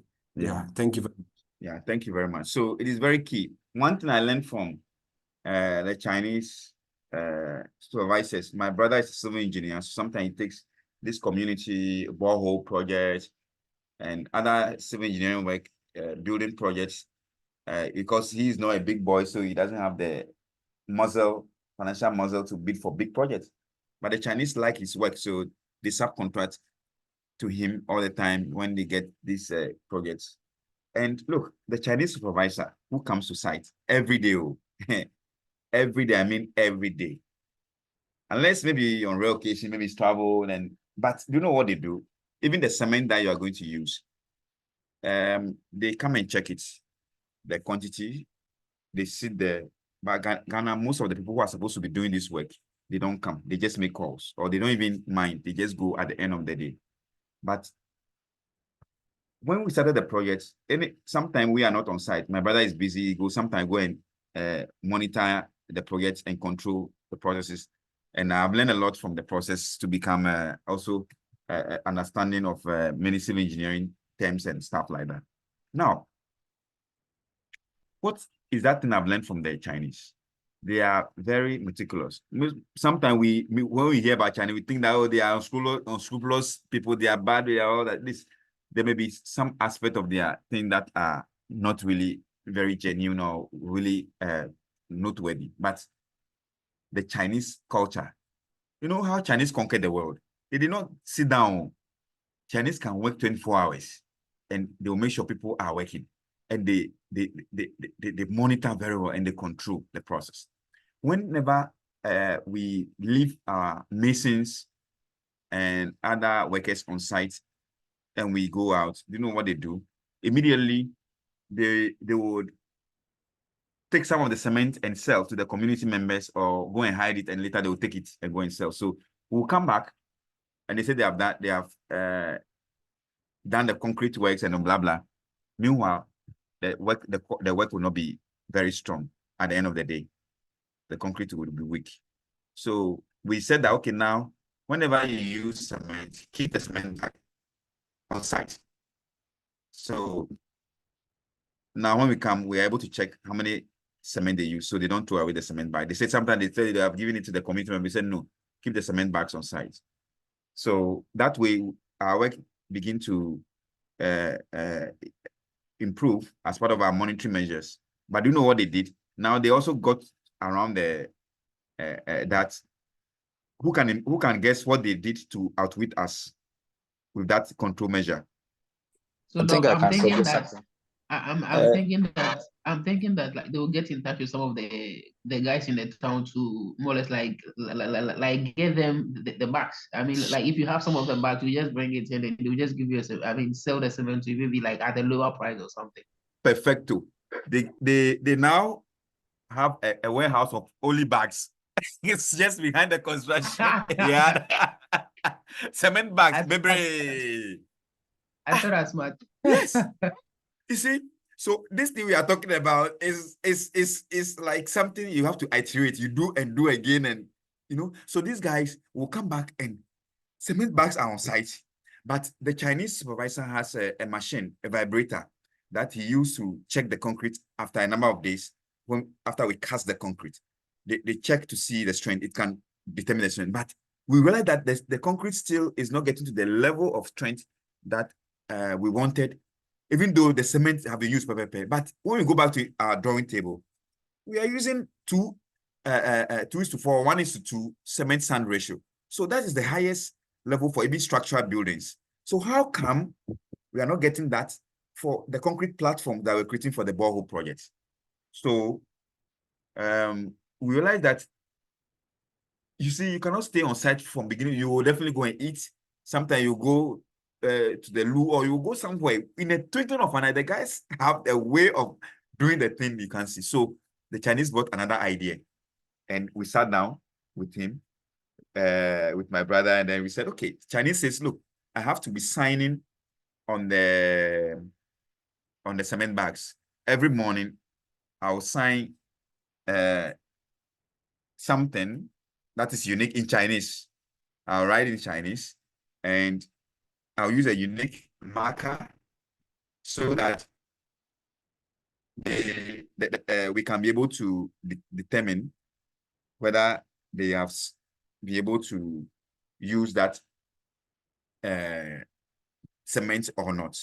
So okay, that's a perfect idea. So we did that, and again we achieved results for so many weeks. But guess what? Something happened again. The guys have been able to outwit the same control measure. Who can guess what they did this time to outwit that process? Yeah, this I think they will either copy how the Chinese man signs the signature, or they steal the cement paper, the old one, hide it somewhere, and bring it back as fresh. Okay. Yes. So they tried these two, and there was a third one. They tried these two. So they tried to recycle it, to thinking that, oh, as for the Chinese there, they don't see the difference. The thing is like a drawing, but it's a writing, in fact, which maybe a dot or something can make a complete difference. So they try to bring some of those things back and we get them. So even at the point we had to even dismiss some of the guys on site. Yeah, because at the point it become like a cartel thing. You know, the dishonesty, right? We're looking at that soon. So, and then sometimes they do that. But the third thing that they did also is that they now still have their cement bag. They open the cement, the one that Chinese has signed, and pour it in the cement bag and in their cement bag and take it away. And then they leave the empty cement bag of the signature so that you come, the bag is empty, but they have actually emptied the cement into something else and they have taken it away. So this is the level to which people can be dishonest in this country. They are not thinking about the quality of the work, they are thinking about, and those things they sell it to village people, cement that you will buy for about 90 cedis, 100 cedis in a remote village. They will sell it for 30, 40 cedis. And they are thinking about what they will eat today, not the the long-term issue. And that's why the role of project managers are important. We never slept until we resolve the issue. So at the point, we have decided that we have to find a way out. In fact, that issue, we are still not 100% sure, but we try to get a monitoring and evaluation, monitoring and control expert. We get somebody that we hired whose pay depends on the outcome. He's paid more. He has to be on site. Anytime we are not there, that person will be there. There'll always be somebody who monitor these guys. Anytime they have to open cement, there has to be one of us there. That is how we got to get this thing done. You cannot open cement when no supervisor is on site. So sometimes the work has to be delayed. If we have to go somewhere to arrange materials or do something, then sometimes work can delay for a few hours, but that way we are sure. So this is how our people are so dishonest. And that brings us to the code of ethics that necessitated this issue of monitoring and control in elaborate form. We as project managers are supposed to uphold integrity, make wise decisions, instill confidence in the project management profession. Very important. Instill confidence so that people will know that when you have done, if it is Elisha who is managing the project, we are sure that the outcome will be great. That is basically, that is what we are looking out for. And so because the project management profession joins us or enjoins us to ensure that we have the project managed in a very professional way, we have to go all length. Look, that project was sponsored by China Aid, others by Canada Aid, Danida, World Bank, all those projects that are being sponsored around. The people who are sponsoring are relying on the implementers that they will do a professional. So if you don't put in the measures, people are relying on you. And if you don't put in the measures and you betray their trust, the project will not work well. So I want to encourage all of us that we have put this integrity and transcend that to the people.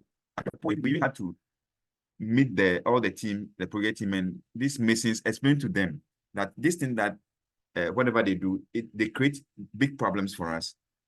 And at the end of the day, if our project does not get approved, tomorrow we will not be awarded another project. They also don't have work to do.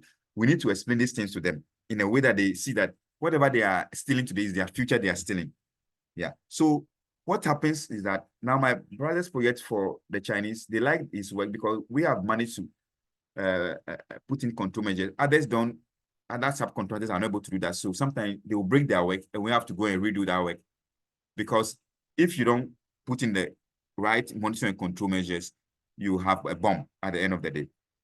So in project management, we have the aspiration standards, aspirational standards, and then the mandatory standards. The standards that are mandatory are standards that if you breach those standards, like any other profession, you can be, your certificate or license can be withdrawn from you. Those are mandatory standards, like you should not be seen as someone who is scheming, fraudulent,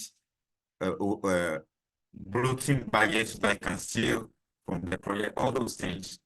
or conduct yourself in a way that embarrasses the entire project management profession, you can be brought before the Project Management Institute Ethics Review Committee, and then you can be fined. There's so many disciplinary actions that can be taken against you. But the aspirational standards are things that are not mandatory, but they are still not voluntary. We expect you to do it.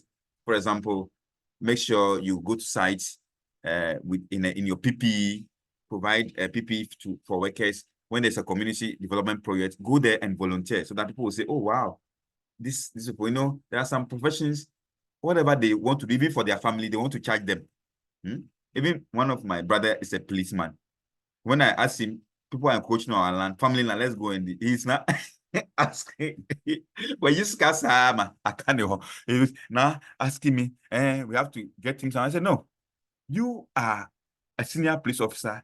You can commandeer a vehicle and then go there and then do what you have to do. You see, sometimes when you are a professional, there are some things you give back to the community, what we call social responsibility. They are all part of aspirational standards. People will say, oh, wow, as for lawyer for the say BBC community, you know, so you go to some communities, and when the community has even land issue, lawyers in the community would want to do it for free. They still want a lot of money. You can subsidize it for your community. You can do so. Aspirational standard enjoins us to also aspire to do certain things, okay, and make sure people see us. So, wow, the way you carry yourself, you don't go quarreling all around. No one is going to sanction because you are quarreling. They will say, lawyer, or have you walked around or maybe on the highway and they see a policeman quarreling? Say, no one is going to actually sack that policeman for quarreling, but it is a These are things we call aspirational standards. So because of these things, we need to make sure we monitor our own efforts, monitor that of others, so that we can create a unique outcome for everybody. We would work on a few things, and then we have some 5 minutes break, and then we are closing at 10 o'clock. So I will show you some of the things that I've discussed with my project students over the last 5 years, why projects fail. This one, if we were to be in face-to-face, we could discuss it. But when we meet next week, we can also have some discussion. So despite the code of ethics and the stringent professional standards, many projects still fail. Okay, that's true. So the point is, what is a successful project? And what is a failed project? And then finally, why do projects fail at all? So these are some of the answers that came, and you will see we have talked about it already when we're looking at the marriage project and blah, blah, blah. Inadequate resource planning, ineffective or miscommunication if the communication is not very effective. Scope creep. Scope creep is when you do more than you'll be asked to do. Someone say you need a 3-bedroom apartment and you have been given resources to do. You say, but assassinating soon, we can add more. No. The fact that there is more money or there is more land, the person does not want to have 5 bedrooms in his apartment. So that is keep to what they are asked to do. If you want to change anything, you have to go back to the person, and then the person can approve or not. So this issue of scope creep is one of the monitoring and controlling areas we have to watch. Then there can be also unclear goals and objectives. The unclear goals and objectives is when you define that we want to have a beautiful house. What does it mean? Yeah, it is not clear. So you need to set the thing well. And poor leadership, of course. Funding issues, poor monitoring and evaluation was raised. So these are things that we got it from teamwork, poor planning, lack of prioritization. When we don't prioritize certain activities, we sweep it under the carpet, then we can have issues. Project will feel lack of expertise. Sometimes one of the monitoring controlling measures is to make sure we have the right expertise. Monitor and control, get the right. If civil engineers are needed, don't just go and hire graduates from high school or from a university. They are not civil engineers. We need people with professional expertise. Yeah. Corruption. That's one area project managers need to monitor carefully and control. Communication lapses. We talk about communication. Then group team 3 also came out with a delay. A project which is delayed is a failed project. This one people don't understand, but a project that is even one day older or more than the deadline, it's already delayed. It's already failed because what if someone was depending on that project to do something else? The person cannot do it.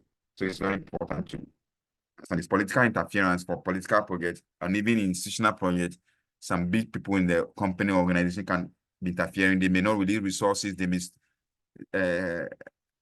transfer some people, and then the project can have issues. Poor funding, implementation lapses, not doing exactly what we asked to do, lack of commitment, and the real momentum. Sometimes we start the project with all vim, and at a point, people momentum can go down. Then corruption. We have looked at corruption already. Bad contracts, a contract that does not really state how things will be monitored and controlled. When you get paid, there are issues that you need to monitor and control. Poor stakeholder engagement, if you don't engage all the stakeholders well, the project can fail. So all this, and even poor plan, all these are monitoring and control functions. All these things. To the extent that I told you, even when you initiation phase, when you receive a contract, you need to go through. Last time, one of my students was telling me that sometimes when they receive contract, they need to get their own quantity surveyors to look at a bill of quantities so that they can check to see whether the bill of quantities that as they submitted can actually implement the project, the drawings that they have. So all these things. So monitoring and controlling is not only when you are casting concrete or actually implementing whatever project you're implementing, but it happens right from the time of reviewing documents to see that things are appropriate. Then Team 4 came up with what is new here. What plan is there already? Or resource mobilization. Yes, sometimes you have planned to get the resources, but you don't mobilize the resources on time, the project can fail. So monitoring and controlling is there. Poor communication, scope creep, inadequate risk management. Yes, risk is a new issue here. Risk, you have to keep your eyes. Risk management is one of the MC&E functions to be sure that when we think something can go wrong, we keep our eyes on it, monitor that risk to ensure that when it's coming to trigger or manifest, we also trigger our risk response plan. We'll look at those things later. Insufficient resource, lack of participatory stakeholder dynamics here, poor teamwork here, when your team is not really working well. So one of the things you need to monitor as a project manager is to make sure you monitor the team activities. Then changes in the requirement. There can be changes in requirements that is not communicated to everybody. So people are not sure what is new, then they will do something different. So poor documentation, contractual ambiguities, like bad contract, diversion or interest here. Look at that lack of integrated M&E plan. So most projects fail because they don't have a well-integrated M&E plan. When I say integrated, from the beginning to an end. Now we are looking at MC&E. From beginning to an end, how are you going to monitor all the activities? It must be part of your project plan. Okay, unrealistic goals. Yeah. So one of the things you check as a monitoring and controlling expert for a project is to see whether what is on paper we can really achieve it. You have to check even the project schedule. What are we not overloading the people? Are we not, other people will break their back and the project does not work well? Lack of contingency or buffer. Yes. One of the things you check is to make sure that you have the contingency or buffer in times of projects problems, you can fall on the buffer. Yeah. Lack of due diligence. Yeah. People don't conduct due diligence, they just go straight away and commit resources. No. Conduct due diligence on all the participants, even sometimes workers, the people you recruit to your team. It's leaving a company and coming to you. Do you know what he has done there? No, you need to check. So human humans need to conduct due diligence on them. Then sabotage. Yes.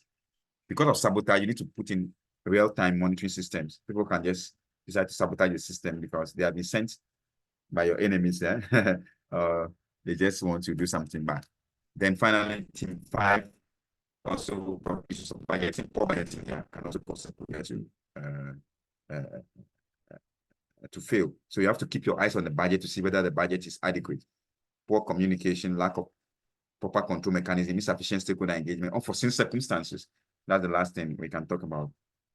Despite everything, or if you have planned well, put in monitoring and control measures, there can still be unforeseen circumstances that can derail the project. So these are the things that we need to keep our eyes on. And that is very, very important. So that is a very good introduction to the course. And I'm sure you have all assimilated the issues. We'll come back. What time should we come back? Let's give ourselves some 9 minutes so people can take some tea, visit the washroom, and we come back at 9:20. We are closing at exactly 10 o'clock on the dot. So that should not be a problem. So always, please come back on time. We would pause here. See you soon.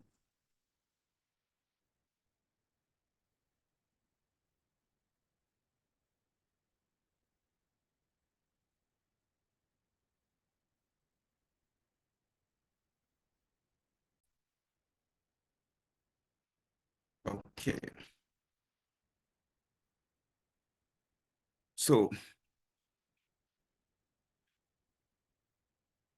welcome back. Oh, is there something? Yes, allow. Yes.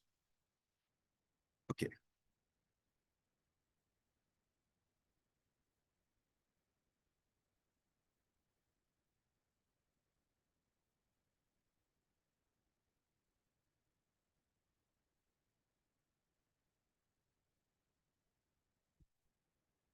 Just a moment. There's something on the screen. I don't know if I can clean that.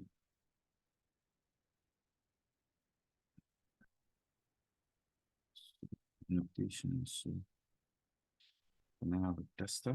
Here is my this.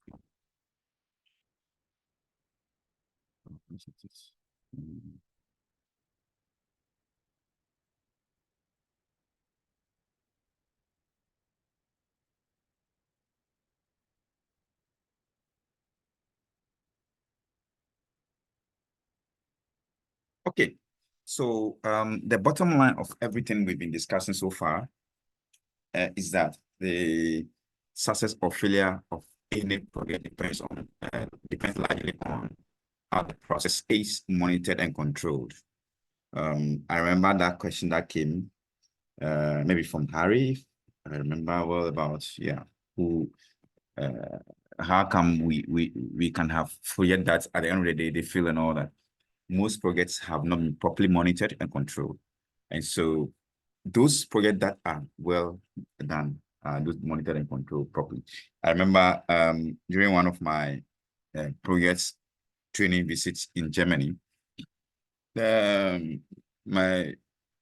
met with the police, I met the German police, I met with the railway staff, I met with the professors, and they tell me, look, there's one thing always they put in at the forward. Look, Germans or maybe the Western world, they are not angels from the third heavens, but because there are proper monitoring and control measures in place, people are expected to work within a particular framework. You are being like there are system cameras, for example, that on all the streets. I think Germany even does much better than even in the US. Yeah. So everything is being monitored remotely and from close environment, and there'll be control measures. I remember one day I kept long at the train station. I was there and a policeman came and just asked me, okay, hello, how are you? They are really nice people, like the German police are one of the nicest police I've ever met. But when they are serious, like they are not so aggressive, but they can actually arrest you without any So I was at the train station for long.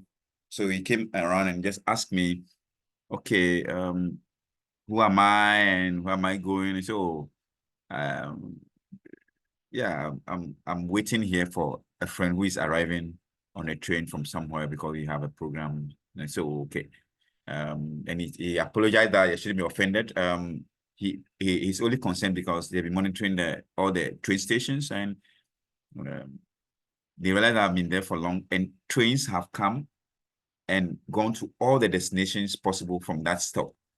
And I didn't join any of them. So that's why they were worried, because they need to also protect everybody, because I think they also have anti-terrorism task force. So he just wanted to be sure that everything is all right. So he wished me a September and once my friend come. And that's when, so I got to know already from my first orientations that they have these cameras monitoring everywhere. So you see that, you know that everything you do is like someone is watching you. And that monitoring mechanism has caused people to behave in a particular way. And that has affected their way of thinking. But if you live in an opaque environment where people can just do whatever they want to do, yeah, they will not be able to live to the standard. So that's why monitoring controlling functions must not be taken lightly, thinking that people are angels. Yeah. So all that we've been talking about, formally, if we want to define project monitoring and controlling, what does it mean? It is a process that we regularly observe, we track, review, and report on the overall project's progress. So it involves comparing actual performance activities to the plan and taking corrective action when necessary. So the monitoring aspect is where you are actually comparing to see whether the things you plan to do is what you are doing. But the other aspect where you take corrective action is part of the controls, right? So let's look at some important issues in project monitoring control. Project M&C are very important activities because you always need to keep your eyes on the progress of work so that you are sure the project is going to function properly. Otherwise, your project may end up being, call it a failure, yes, when you don't monitor and control it properly. I told you about my experience on construction site. So you see, if you don't monitor and control, you give people $100 of cement to work, they may work with only 30, and the building can collapse. It has happened to so many people. Just, I think last week I was traveling to Accra from Cape Coast. There is, after those who know the area, after Peru Junction, I think after Adisadel College on the highway, I heard that a building has collapsed there, a story building that fortunately no one was in. So I think it's a work in progress. They have maybe moved it. That's collapsed. So when you are passing, you will see it. They don't know who pass one of these days between Nkamfua Junction and Peru Junction. If you are coming from Nkamfua Junction, like let's say from Accra direction, it is going to be on your left. But when you are going from Peru to Accra, it's on the right. So my professor was telling me that's what happened, and it's very pathetic. Thousands or hundreds of thousands or maybe millions of cities have been lost because of lack of monitoring, evaluation, monitoring and controlling of such project. So this stage is very vital because we need to make sure our project stays on track and within budget. So we are not only monitoring activities that are in the technical area, but also communication, budgets. Studies have found that it is 70% or more of projects fail to deliver their intended outcome. So it means that when you put 10 projects on the table, only 3 of them are able to achieve their intended outcome, what we intend to do, because most of them were not able to achieve it. So it tells you that there's a need to work on our project monitoring and control. And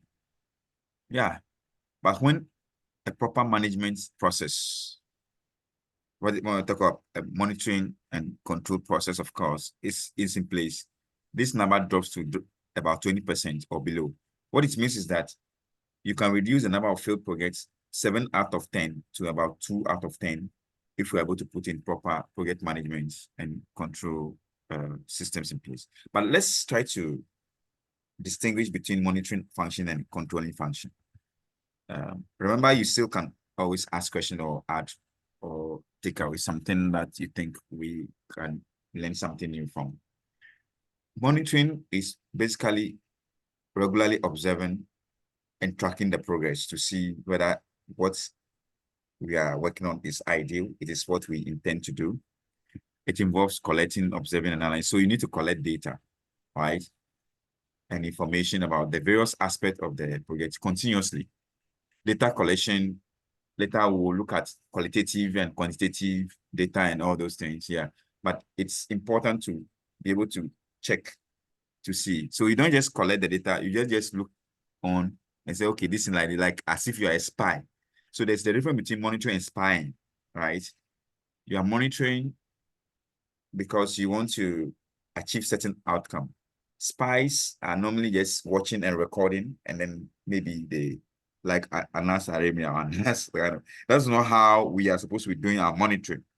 People should know that the system is being monitored so they can be able to do the right thing. Remember that you are not in the business of monitoring just to be arresting or catching people for doing the wrong thing, but you are in the business of monitoring to be sure that people do the right thing the first time so they don't waste resources.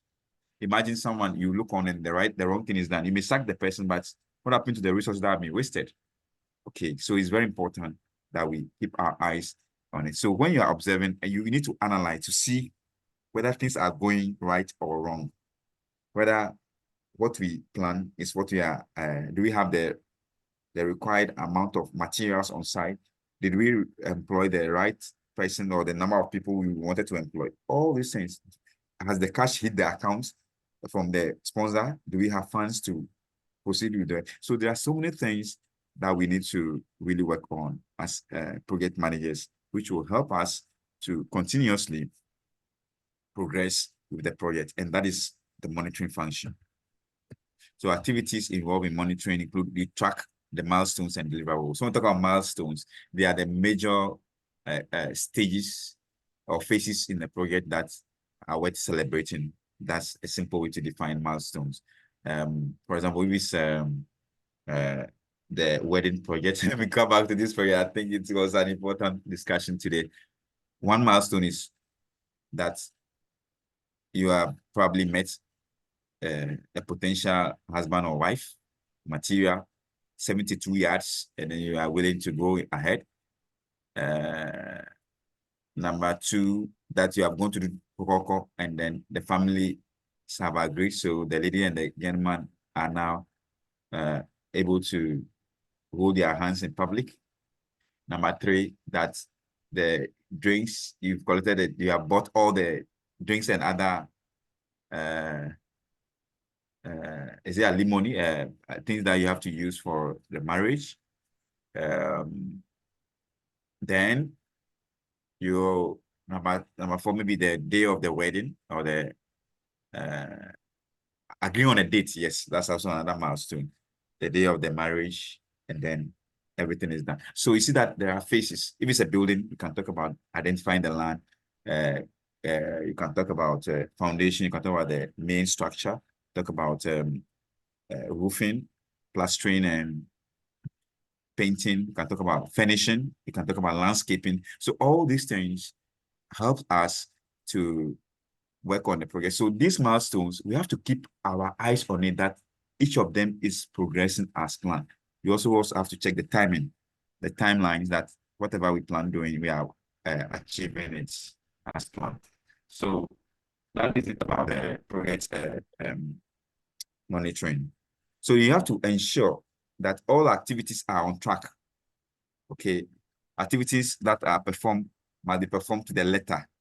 Perform to the letter. Sometimes people call this word, they call it the latter. No, it's not to perform to the latter, it's to the letter. Letter means that whatever we have written, the letters we like A, B, C, D, these are the letters, right?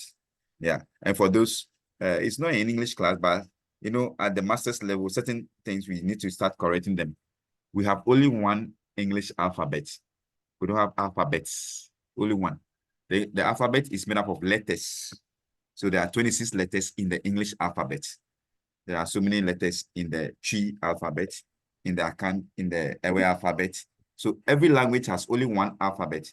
That is the collection of all the letters that make up the alphabet. It's like furniture. It's a group name. So I have kitchen furniture. Okay, that includes whatever, everything, the kitchen or the bedroom furniture or the living room furniture. So the letter here means that all that you have written in your project plan, you have to take it and ensure that we are actually achieving or getting to that, so that nothing falls through the cracks. That's very important. And then you have to stay on top of the project scope and making sure the scope creep does not happen. So you see that monitoring is, you are actually collecting data and checking it against what you plan doing. And then once monitoring is completed, you can move towards controlling. So other things you need to do is to check that the project schedule and timeline are on track. The schedule, that is the activity that we want to perform, and the time you're supposed to do it. Make sure that the activities are being performed and they're on track. You need to assess the project budgets and costs compared with the forecast. Are we actually spending as we plan, or less or more? Carrying out an overall quality assessment and conducting quality reviews to see that things are being done. So you see, monitoring is not just sitting down and watching with your eyes, right? It's a lot of activities there. Watching out for any issues that arise, and then you have to make sure you build an issue log. We'll look at an issue log later in this course, but let me explain briefly that things that happen, you need to write them down so that tomorrow, when there's a need to refer to them. Sometimes something happens, if you don't write it down, you forget exactly what happens. Yesterday, you see that it happens to me many of times. There's this thing that I wanted to address. Oh, if you don't write it, your brain is very active, working all the time. So you need to make sure you write down. If you go to a site and you identify something you think you have to write it down. So you have to carry your issue log. It's like just a notebook. So you can just design it.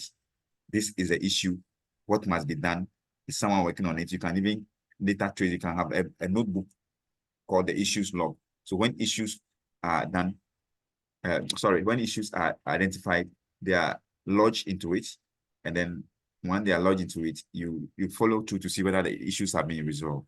Yeah, and then you need to conduct risk assessment to be sure that we keep our eye on risk triggers. I'm sure there will be a course in project risk management, so you look at all this things, but for project monitoring and controlling function, the risk triggers are things that we will cause a risk to manifest or to happen, something unfortunate or something undesirable, okay, something bad. That's our risk.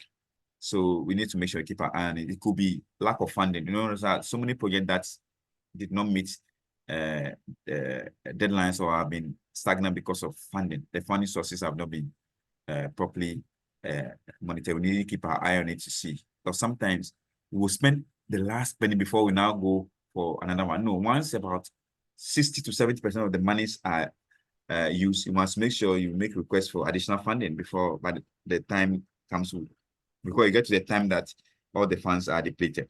So very important. And then finally, for project monitoring, you need to make sure you set up progress meetings and conduct status reports and reviews. So you need to have weekly reviews. There's a company I'm supporting to set up their activities. So what I do now is that I have weekly meetings with the employees. Okay, so the CEO is there, but I go in as a consultant to help them. It's a small business, but they are growing. There are 6 employees, and they want to make sure they grow. So you conduct weekly meetings, checking what went wrong, what has to be done differently. And monitoring, you don't only detect things that are gone wrong, but also when you see things that are noteworthy, make sure you praise people. It's also important to praise people and so that they know that they are doing the right thing, right? Okay. Did someone want to say something?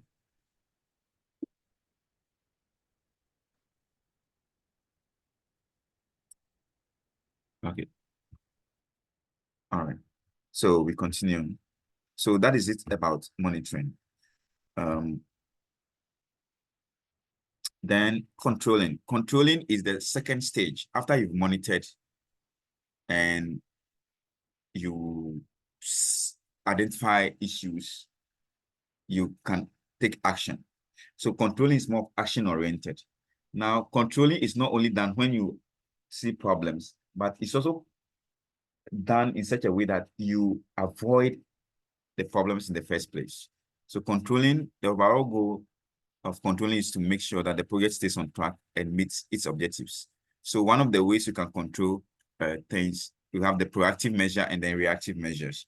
So you have to make sure you, when you monitor or when you put in monitoring mechanisms, there are things that are obviously that can go wrong, like risks. One way to control those risks is to make sure you put in the risk barriers, okay, or bridges or control mechanisms to avoid. For example, if it's about an event that it might rain, all right? It's an event that you think it might rain. One of the control measures is to make sure we get canopies or we get a standby hall in case, like if you are having something that close to a school or a church, you have to put in control measures to ensure that in case the weather changes, you prepare the room so that people can move in. It may not be ideal environment, but just to control the fact that the rain does not destroy or distort the entire program, you can always have a plan B. So activities involved in controlling include interpreting the data. Remember, in monitoring, we collect data and we analyze. Now, we're looking at the data that we have analyzed, we now interpret and then see what exactly is the issue. That is when you are getting to the control stage. You examine if there are any changes or variations or deviations. What we plan doing from the data we collected from monitoring, are we on course or we are not on course? If we are on course, fine. If you're not on course, then you need to take corrective action. So you need to prioritize activities. Sometimes during your monitoring, you realize that everything is going well except one particular aspect.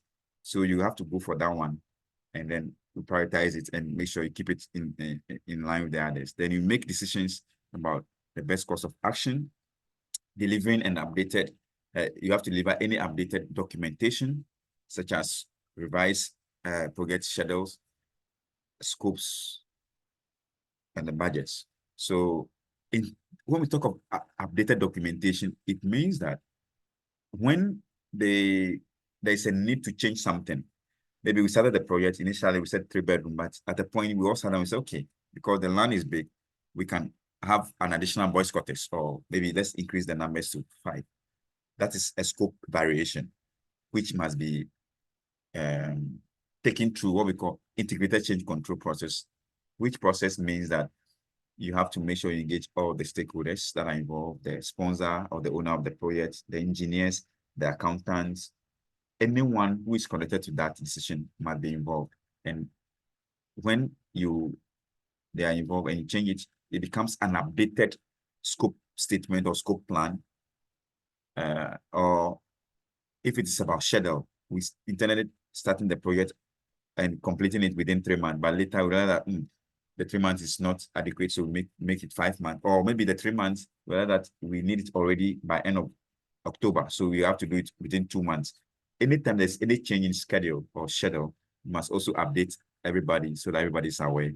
And budgets, it can also affect budgets. Either we need more or we need less. Whichever way, make sure these things are discussed and agreed on with all stakeholders.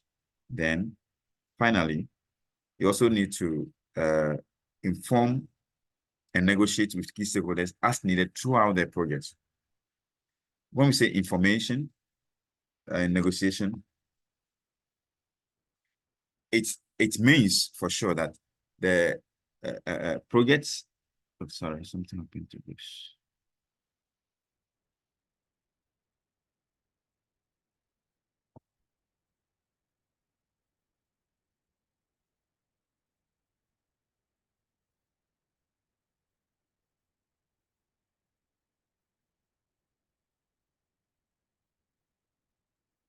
It's here. Okay, it's here. All right. Oh, let me see something.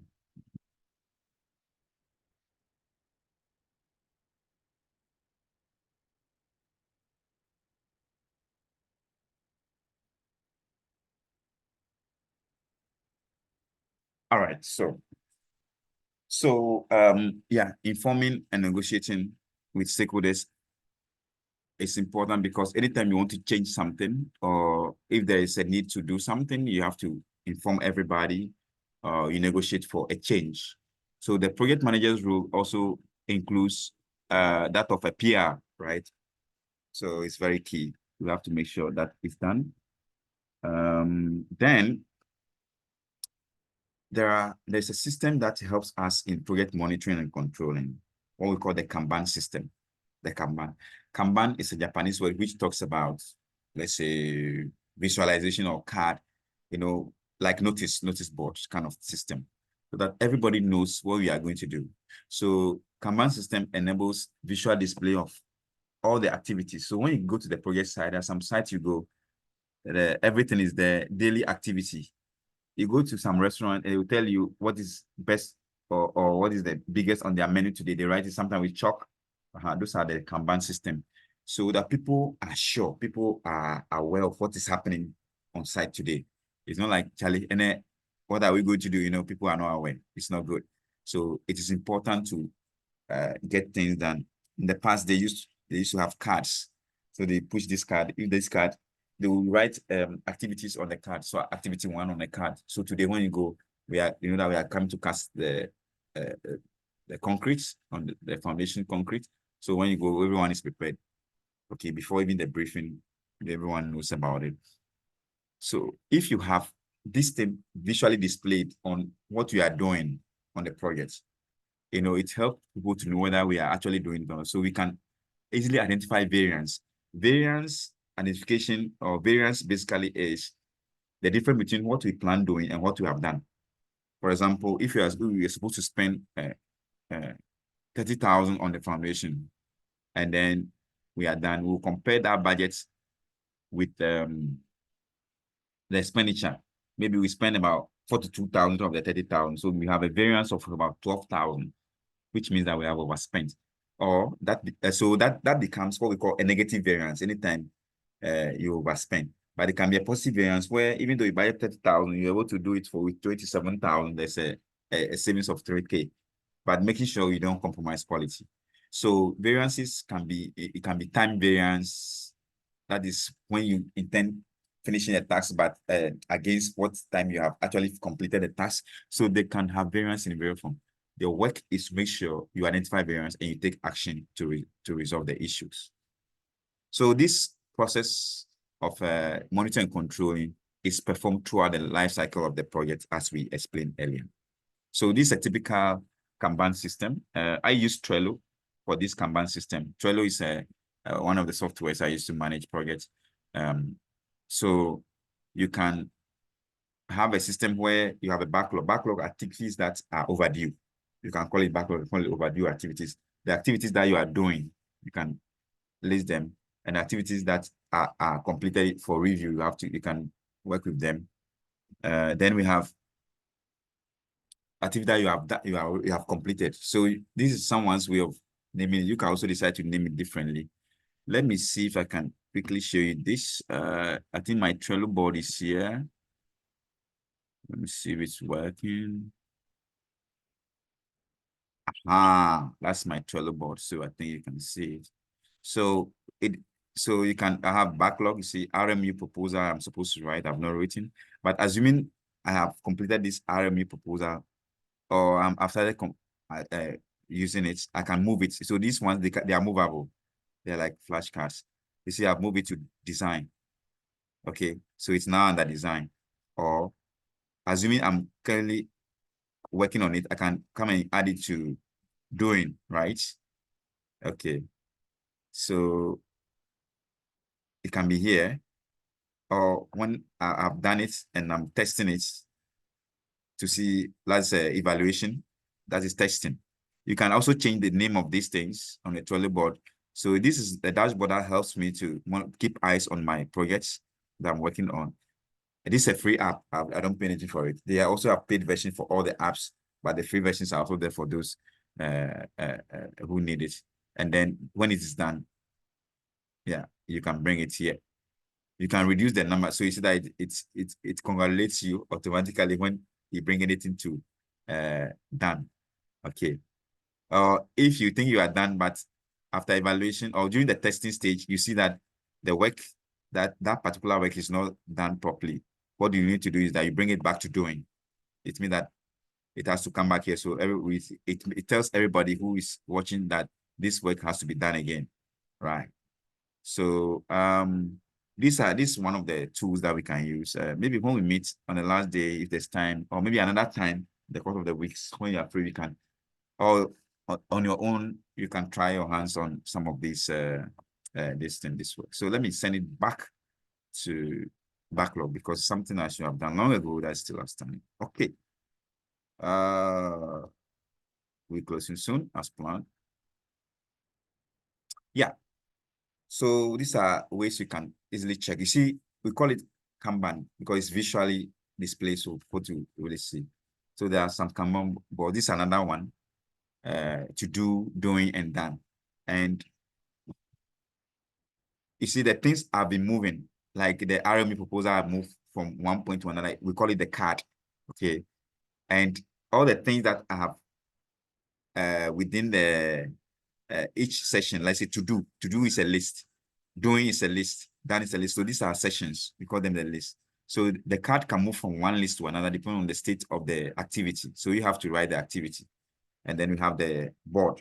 The board is the entire notice board kind of, or where the things are done. So you can even do this manually by printing the things we are supposed to be doing and putting them on the notice board. It can help you to monitor to see if things are going according to plan or not. And then we can also use Gantt chart as a Kanban. You know, you can display the timing. So the activities, if by end of April, we still haven't finished the design, it means that we are late because we're supposed to be completing this by April 19. All right. So other activities can continue. So this is the way you can also monitor or look at the Gantt chart design. I'm sure you'll be taking to some of this in our project management class also. Another way, you say another complex projects where you can, so these tools help you to monitor. Okay, so this is like a house construction project where they have electricals, plumbing, foundation issues, excavation, steel erection, and all that. So activities here, readiness. So these activities are supposed to be from, I think this was supposed to be 14th of February, right? Yeah, to 17th, all the way. This one's supposed to end around 15th of February. So you can check if today is September 6th, you can check to see the activities that are supposed to be done, whether they are with their own course. Basically, that's the work of these things. So for monitoring purposes. But to construct these ones will be things that the project management class, I'm sure you look about introduction to project management or tools in project management, you learn some of this, but we can also learn it for those who want it. It's simple to construct with using Word or Excel. And then you can also have project dashboard. You have all of us, we know what's a dashboard on our cars, right? So we need it helps check the health of the project, things that are going wrong. So you can have a dashboard for yourself that can tell you about this a complicated one, but the tasks that are being implemented. So the tax, all these tasks are not, that is the key. You can see the key here. These tasks are not started yet. The ones, that is the one which are gray, the one which are green, is it lemon green? There are tasks that have been completed. And then those are in progress are tasks that are, I don't know whether it's sea blue or some kind of a green. Yeah. So you can use different colors to work on it. This one, you can also have it in a software form. With the Google, so that you can learn more about this with the link I provided here. That's the source, projectmanager.com. You can see it's a blog. So you can, so dashboard, you know, on your dashboard, you can see water level, you can see heat level, you can see this level. So this one also helps us a dashboard where we can talk about the cost, the time, whether we are within schedule, whether our budget is working well. Okay, the actual is the green one here. The plan is the maybe sea blue. And then the budgets that we have in our original plan, we have 3 levels. Which one are we working with? When you go and spend, you check whether the actual is the same as original budget or the actual is more. You can always enter it, yeah, and then you can work on it. So how project monitor and continue to relate with other process groups. Remember, we talked about this at the beginning, but just to show you again that at the initiation stage of the project, we have to make sure we understand whatever we are working on, the metrics, the KPIs are monitored to be sure that they are right. then you continuously check that this plan that you are preparing is in line with the KPIs that are determined, the key performance indicated as the KPI. And then you move to the execution stage. That is when we ensure that everything we plan, we follow to the letter. Then the closing stage, we ensure that all project deliverables meet quality requirement before we hand over. Very, very important. So someone, I think Harry asked that question, what's the name? Christian also made that point clear that before we finally hand over the final project, you must make sure that everything is done to the letter. So to conclude today, what we have been looking at from morning is that in every project, we need to make sure we monitor, we control, and we evaluate. And this monitoring, controlling, evaluation has been summarized in this campaign on your screen. You need to shine your eyes. I posted that in the comment section already. You need to shine your eye. That's basically because you don't think that people would behave well automatically. No, people can decide not to behave well sometimes. So you need to shine your eyes. And whenever you see something going wrong, you alert the people that, look, this is not how we plan. So we need to do it differently. And whenever things are right, also praise people, thumbs up whenever things are going right. And then make sure you develop some diagrams or tables, analyze reports, do a checklist of things that are going well, do a checklist of things that are not going well, prepare your issue log, and then look at the project going up and down, and then see whether things are in line with plan. Basically, that is what our roles are.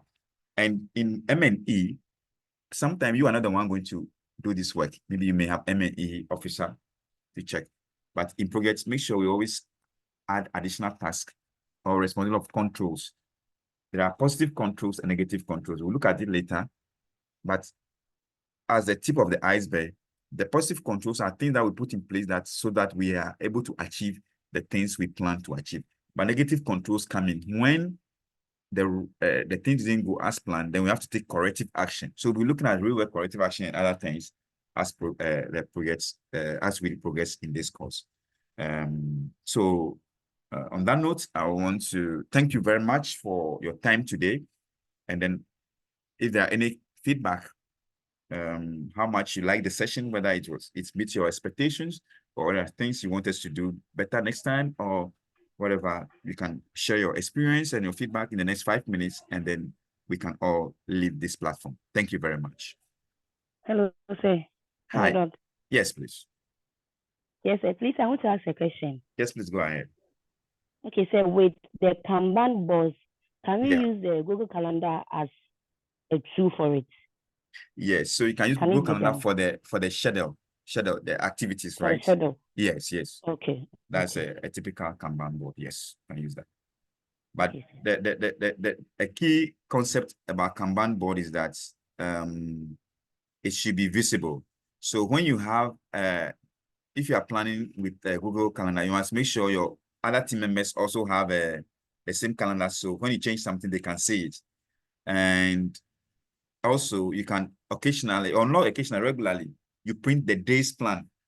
So the Google Calendar, you have to print the day's plan and share it with them.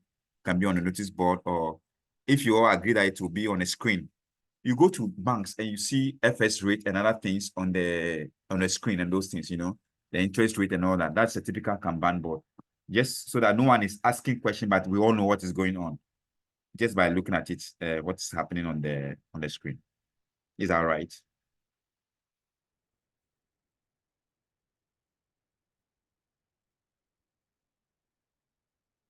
Hello? Who asked the question? I didn't see the name. There's someone here with Francisca. Yes, sir. Okay, Francisca, that's fine. Okay. I hope it's clear, right? Yes, sir. Okay, that's good. Thank you. Harry, yes, please. Go ahead. Okay, thank you very much, sir, and God bless you for such an insightful session. I think it's helping some of us, but I want to find out with projects, do we leave room for project forecasting? And I will define forecasting. Maybe we know life is very dynamic and things change almost every time. Some years back, we were using, how do you call it, discs, and from there we moved to pen drive and the rest. So life has really evolved with time. Okay. Now, sometimes when I look at how Chinese people do their thing, it's as if they have a very long-term plan compared to what's normally what Africans or Ghanaians really do. Now, if I also come to forecasting, I want to lay emphasis on most specifically talk about construction, maybe road construction or building construction. And a typical example I want to take, I don't know whether you know Takrady very well, Ajip area, and I also take maybe Kasua Road and everything. Now, for example, Ajip area and Kasua, the roads are just like a dual road, okay. And now they are now destroying buildings, market areas, stores, and the rest, so that they can expand the road. But I believe that if the beginning of the project, no matter the year that it started, they could have anticipated that maybe in the next 5 years, the total number of people in Takrady maybe will move from maybe 15,000 to about 20,000. That as at now that we are doing the construction, the cars available maybe in Takrady, maybe about 500. So cars will now move to, in the next 5 years, maybe about 2,000 or something. So that everywhere that they know they are supposed to destroy people's properties, buildings, stores, and everything, they can leave that space like empty or do something there, so that when it is time and maybe when the process has evolved or things have evolved, things have become dynamic, then they can know that, okay, we left this space for future or intended something to expand the road. But you see that most of our projects in Ghana, specifically roads, buildings, it is as if we think narrowly about our current space and our current time. And when after some years, we now have to come and destroy properties and destroy so many things. I don't know what is the future of many Ghanaian projects. Since you are a project manager yourself, what is the future of many Ghanaian projects, or even the project management body? Whether mostly we have a very long-term plan or a forecast in scope, knowing that our population is not going to remain the same, but it's going to increase. And when that time comes, what can we do not to destroy properties, not to destroy many other things? If you can maybe throw more light on this for us. Thank you. Thank you. Thank you very much. Harry, I'll come in. I think Sam will say something, then I'll come in. Yes, go ahead. Sir, I want to say something about his question. Some at times is some of us, as you saying, by the time they will construct, as at now, the road they are constructing, by the time they will finish, you will see that somebody will go to some top men, they will go and ask, they will go and do this, and they will say, I didn't have 50 years, I didn't have because it's not for it's not of us. But generally, all this my brother is raising, it's come from us. I'll go and plead on my behalf because it is me. If my friend is doing, I will say it is wrong. But because it is me, it's all of us. So as he's saying, I concerning our forecasting, I always say this: all these things we have to start preaching it in our church during our Sunday schools, because the Christians, we are many than, and when you take you think about the population census, we are many. Everybody in Ghana, about 90%. Every Sunday you will see you will see it as church.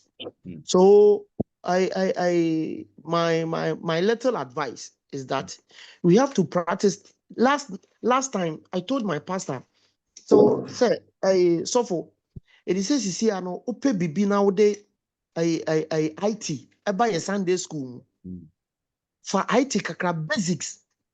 basics, the way your technology echoes no. Who find your basic about so be frau normal way free him in background or free him family and sandos kun start entity in kofu because since I don't know so as my brother is saying, all these things I based on us because me minya kwan na mbeye minya kwan na mesre ye de be mami as at now your president say Obia Wato government as Asibira from 2017 up to 2024. Forecast no kanu 2017 up to 2024. Wati committee omo hwehwem. Na omo talk from Kwame Nkrumah abreso ne. Omo talk from Buzuya government ladder abreso ne. Omo talk say ne. Omo talk current no omo talk from what? Ono president na abreso up to what 2017 ne. Into forecast no kanu. Ye na ye di for. If it benefits me, there is good. But if it's my friend is doing so, I will start from him. Okay. Let's practice at this forecast no cano. I'm watching be because nipa back we are correct. It will affect everybody. Everybody. Okay, good. Thank you very much. Thank you, sir. I think it's a good perspective. Yes, I can see Omar also wants to add something now. Omar. Doc. Yeah, Doc. Good morning once again. Good morning. Yes, I think what we are discussing now concerning the forecasting, it's on leadership. I am a special planner by profession. Okay. One of the municipal assemblies in Western region. The issue about the forecasting, sometimes when we are planning specially, we leave out some opening spaces and then especially roads. We make room for road reservation, but because they are there and then nothing is being done at that moment, you'll be there and then these politicians will come. When it is time, when it is time, I'll move out. Yeah, like some is saying. Yes, we normally give them a temporary permit, but just for them to put up containers and other things, so that when need the space, they can easily move. But at the end of the day, you see them putting up permanent structures. You go to them and then MC, who is also a politician, will tell you, and at the end of the day, so we make, sometimes we the planners, we make room for those things, we forecast enough. But because of sometimes the politicians, political influence and other things, that is why we normally fail. But we have been doing that. We have been the technocrats. We have been trying our best, but the leaders are not helping us at all because we don't have any power. If you make any movement by tomorrow morning, your letter will be there. It's not easy, eh? It's not easy. So we are really suffering. So in fact, Doc, we are opening our eyes. Yes, and then I think today's presentation has been so good. In fact, I love it. Yeah. So thank you so much. Thank you so much. Thank you too. Sir, to back up something. So you taught us about the initiation stage. Okay. Yeah. If I really understand my brother who just spoke, I think Musa Umar. Okay. Yeah. Why don't we put it at the initiation stage that okay, this is the project we are doing, but anticipating that in the next 5 years, maybe this road, people will occupy it more, people apply the road very more. So this space itself, maybe nothing should be done, whether it's a political influence, whatever. I believe if we're able to incorporate it at the initiation stage, okay, everybody will be will be abreast with the whole process or the whole project itself, knowing that at this particular place, nothing can come there. I watched some of this Chinese construction documentary a lot. When you see Chinese people building or constructing road, you find out that even if they are supposed to make some modifications and adjustments, it wouldn't just take time and they will not destroy so many things because at the initial stages, it has already been incorporated into the project. That maybe in the next 5-10 years, this area will still be used. So they can either do some artificial lawn or something temporarily to occupy like a beautification process to occupy very good that space, so that when the time is up, they know that this is what most of the projects that we find in Ghana. We find out that once they are thinking narrowly about what can be done now, you understand? Maybe some years to come. Yeah. Oh, Harry, please unmute and continue. Harry, please unmute and continue. Okay, sorry, I think someone muted me. Yeah. So I'm saying that if you taught us about initiation, and in initiation, all the processes, costs, and everything must be there. So if we can, I don't know which body is so much occupied with project management in Ghana, but if you can just put it there, or something can be incorporated with our notes, because I know there are professional courses apart from this MSc that we are doing, that at least there should be some forecasting, maybe in the next 5 years, just like example that I cited, this and this, so they can create something like a recreational or an artificial lawn, knowing very well in mind that people there will be overpopulation, or people will increase and everything will increase, so that within a certain space of time, like 5 years, 10 years, that very space that has been left for future modifications can really be used. When you look at some of the Chinese, like Chinese construction of roads, some of them, they do modifications, and whenever they are supposed to do any adjustment, you see, within just a short frame of time, they have been able to do some simple adjustment, because initially they left that space there for modifications and for adjustment and for forecasting. But in our case in Ghana, we are not seeing it. So I don't know whether anybody, like any body, specialized body for project management, we should put that in there. We should incorporate it, so that everybody will be abreast that when I'm executing a project, at least I must leave room for modifications, forecasting for future things that must be done. Thank you. Thank you very much. Irrespective of political influence. Thank you very much. Yeah, right. Absolutely. Rosaline? Rosaline? Yes. Rosalind. Yes. Doc, please, you said something about a delayed project being a failed project. And from the example that you gave with you and your brother, about how the workers were finding ingenious ways to counter every move that you made when it came to monitoring. How do you manage your team or workers or partners who do not deliver as expected, especially when you have a deadline to meet? Thank you very much. So I would make a quick comment on the issue about planning, and then I'll come to Rosalind's point. So, I mean, this is a planning issue that we need to really understand. And I like the dimension that professional bodies need to support government. But you see, when you go back to Ghana has a plan. I think Umar mentioned that there's a plan, long-term plan. But what happened? It is the monitoring and controlling of those plans that is missing. So in Europe and other places, there's nothing like, let me be here small. No.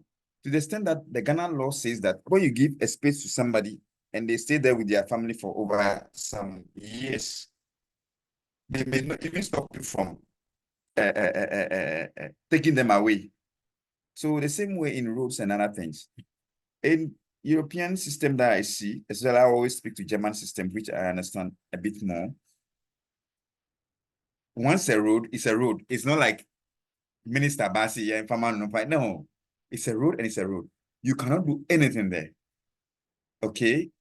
In the worst case scenario, there may be the only thing that can be there is a farm.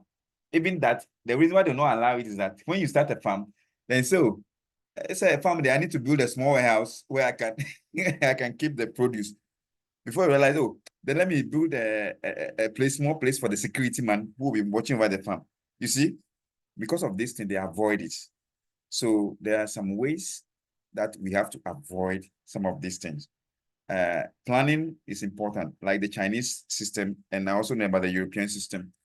You know, the EU has already got a 100-year plan The Chinese have, I don't know how many year plan they have, like unimaginable plan. The Chinese, I have seen, many people don't understand the Chinese, but I have studied them closely and I've seen them to be the most ambitious of all human creatures on earth. Chinese. Those of you who have read about the Belt and Roads projects, where the Chinese want to connect the whole of the world via road. Okay, the US is a developed system, but the US is not growing. The US has stagnated so many years now. They have become the world police, and the Chinese are quiet developing.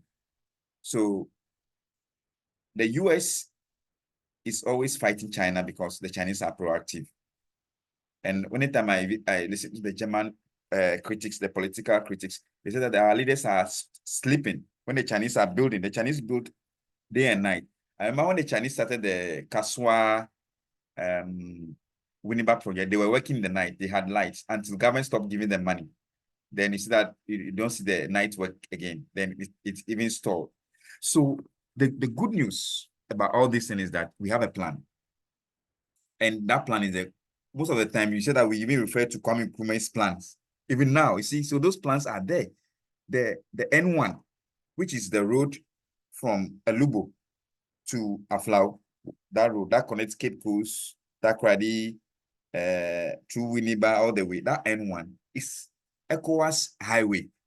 And it's not like we don't know. People know. In fact, I heard even, well, I don't know whether it was President Kufuor's time or Ronnie's time or one of the president, the former president time. I heard they have actually paid for those lands and asked the people to leave. But the people who have received the money fraudulently have sold those lands to other people to develop. So you see, people are fraudulent. And like we're saying, our leaders look on. And when you look on, these things happen. So it is, again, it comes back to us in a concept of monitoring and controlling. This in Ghana, at the point, you say when you see something, you say something, right? That is monitoring and controlling. But beyond saying something, there must be action. So that the moment the thing starts, you see, sometimes they will say that we are in a democracy. It is not everything that has to go to court. Me, in my opinion, you are building on a waterway, you are building on a highway. The following morning, our military should just go and demolish the thing. So that, I mean, there's not, if this thing will go to court, take 10 years. And then in law, there's something we call fraudulent contract. They are void ab initio. Fraud is void ab initio. If fraud is void ab initio, it may have from the word go, there was no contract. You never had a land. It's a highway. Why do we have to now go to court for court to order demolition? The plan is there. So there should be a task force that prevents people from building in the first place on those roads or spaces. But even if they do, we have to take action. So yeah, I think that we should not allow the things to go wrong before we now take action. Like some, you know, we need to let our conscience speak to us.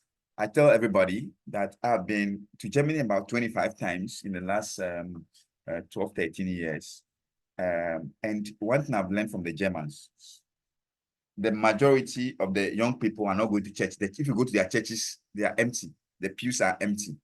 But if you ask a typical German and you study their lifestyle, they live with certain principles that you think that they have been Christian for 200 years.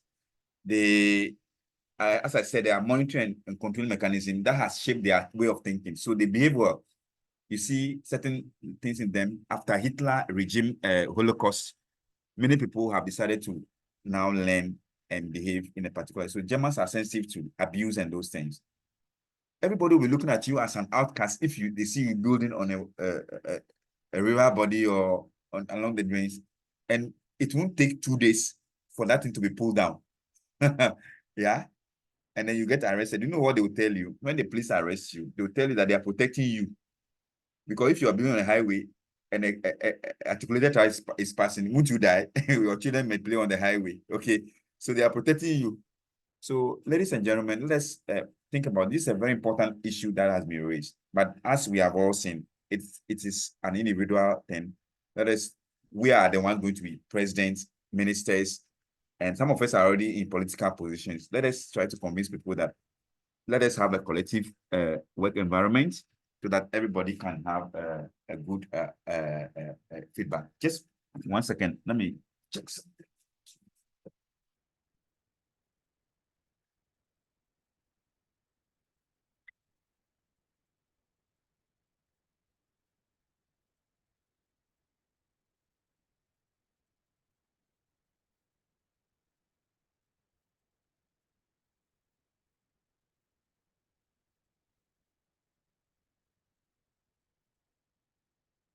Yeah, so then concerning the issue, I think Francisca who asked a question about you're asking how I was able to deal with the guys, or I think the question is, I think I missed some portion. Can you please repeat it for me? I think Francisca who asked the question. Francisca, are you here? No, Doc, it was me, Rosalind. Rosalind, yes, Rosalind, yes. I was asking that since they find smarter ways to get away with a lot of things, how do you manage a team or people who are bent on frustrating you when it comes to monitoring projects? Okay. Yeah. So one way is to get the team away. You have to, like, as I call it, preaching the gospel, right? Preaching the gospel of good behavior. Some will change, some will understand. There's one thing we underrate in our project management systems, that people will change when they understand things better. People can even sabotage you when they think they have not been consulted. Okay, so sometimes you sit down with the people, we sometimes ask them, okay, you know, some of the things we implemented, we ask the people, the workers, what should we do? Because we want ABCD. And when you explain to them that their bad effort leads to their unemployment tomorrow, you see, when you connect it like that, some of them will have a change of mind. But in the midst of the crisis, there are some people who will still be adamant.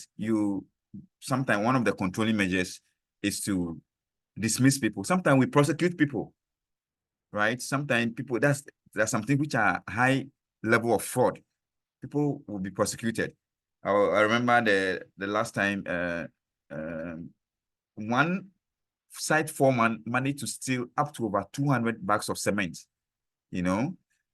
Just go to the store, issue the thing. When the trucks are coming, you let the trucks pass somewhere. So at the point, we had to let the police pick him up, and then he paid for it, you know, and he was let go and he was dismissed. So you see, you need to have human face, but at a point, let people see from side that there are consequences for doing the wrong thing. If people see that, say, with the they will also do it. So there should be that way. But another way to go around this whole thing is to make sure that all the things that you are, the monitoring and controlling mechanisms that you are put in place, you actually implement them. Yeah. So I would. Hello, can you hear me? I think there's a little connection problem, but I hope you can still hear me. Yes, we can. Yes, Okay. we can. Yeah. Let us try to co-create our monitoring controlling processes. Don't come and dump it on them that now these are the rules. One way of psychologically getting your team to behave well and do the right thing is to ask them, look, this is the problem we have. What should we do? Let them now tell you what we should do. When they help you to co-create it, right? That solution, but you have to be monitoring the solution also when they are giving you ideas. Then you will be chipping in your desired method, so that at the end of the day, you say, okay, it is all of us who have agreed though. So from today on, this is how we are going to go about the things. You see that way you speak to the people, like the conscience of the people, and then you get it. But of course, the last whip that you have to crack is to dismiss people when you see that all effort failed. Those people, they will be, in medicine said they have declared them hopeless. There's nothing you can do again. You just have to go. So that is how I will look at it. If there's anything anyone want to share to add to it as we conclude today, and then we can call it a day.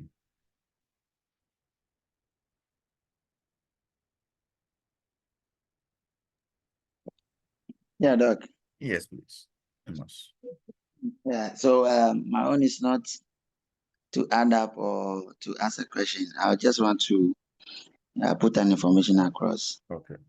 So the September intake, there is an official page created for you for dissemination of information. So we appeal to you that you all join the platform. It's already shared on the one that the campus manager created. So just make sure that you join so that any other information will be given to you over there. Thank you. Thank you. Okay, so as also a way of announcement, next week will be a face-to-face. I leave Friday evenings for you to rest because you are working, most of you. So we will meet on campus on Saturday morning at 9 o'clock to continue with our lectures face-to-face. If that is the will of the class, we say yeah. Otherwise, you give us a different alternative that works for you. I'm at your service. Hello, Doc. Yes, please. Please, Doc, what about tomorrow? No, we'll not have lectures tomorrow, please. Okay. There's another group that I'm teaching. So they will be having tomorrow. So this weekend, introductory lessons, but next week we'll have both Saturday and Sunday next week. Thank you, Doc. My pleasure.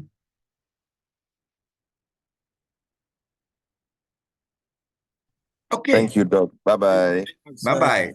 I wish you all the best. Take care. Thank you, Doc. Okay, have God a bless nice you day. so much, Doc. Thank you very much. Like an insightful section. God bless you. Yes, it has been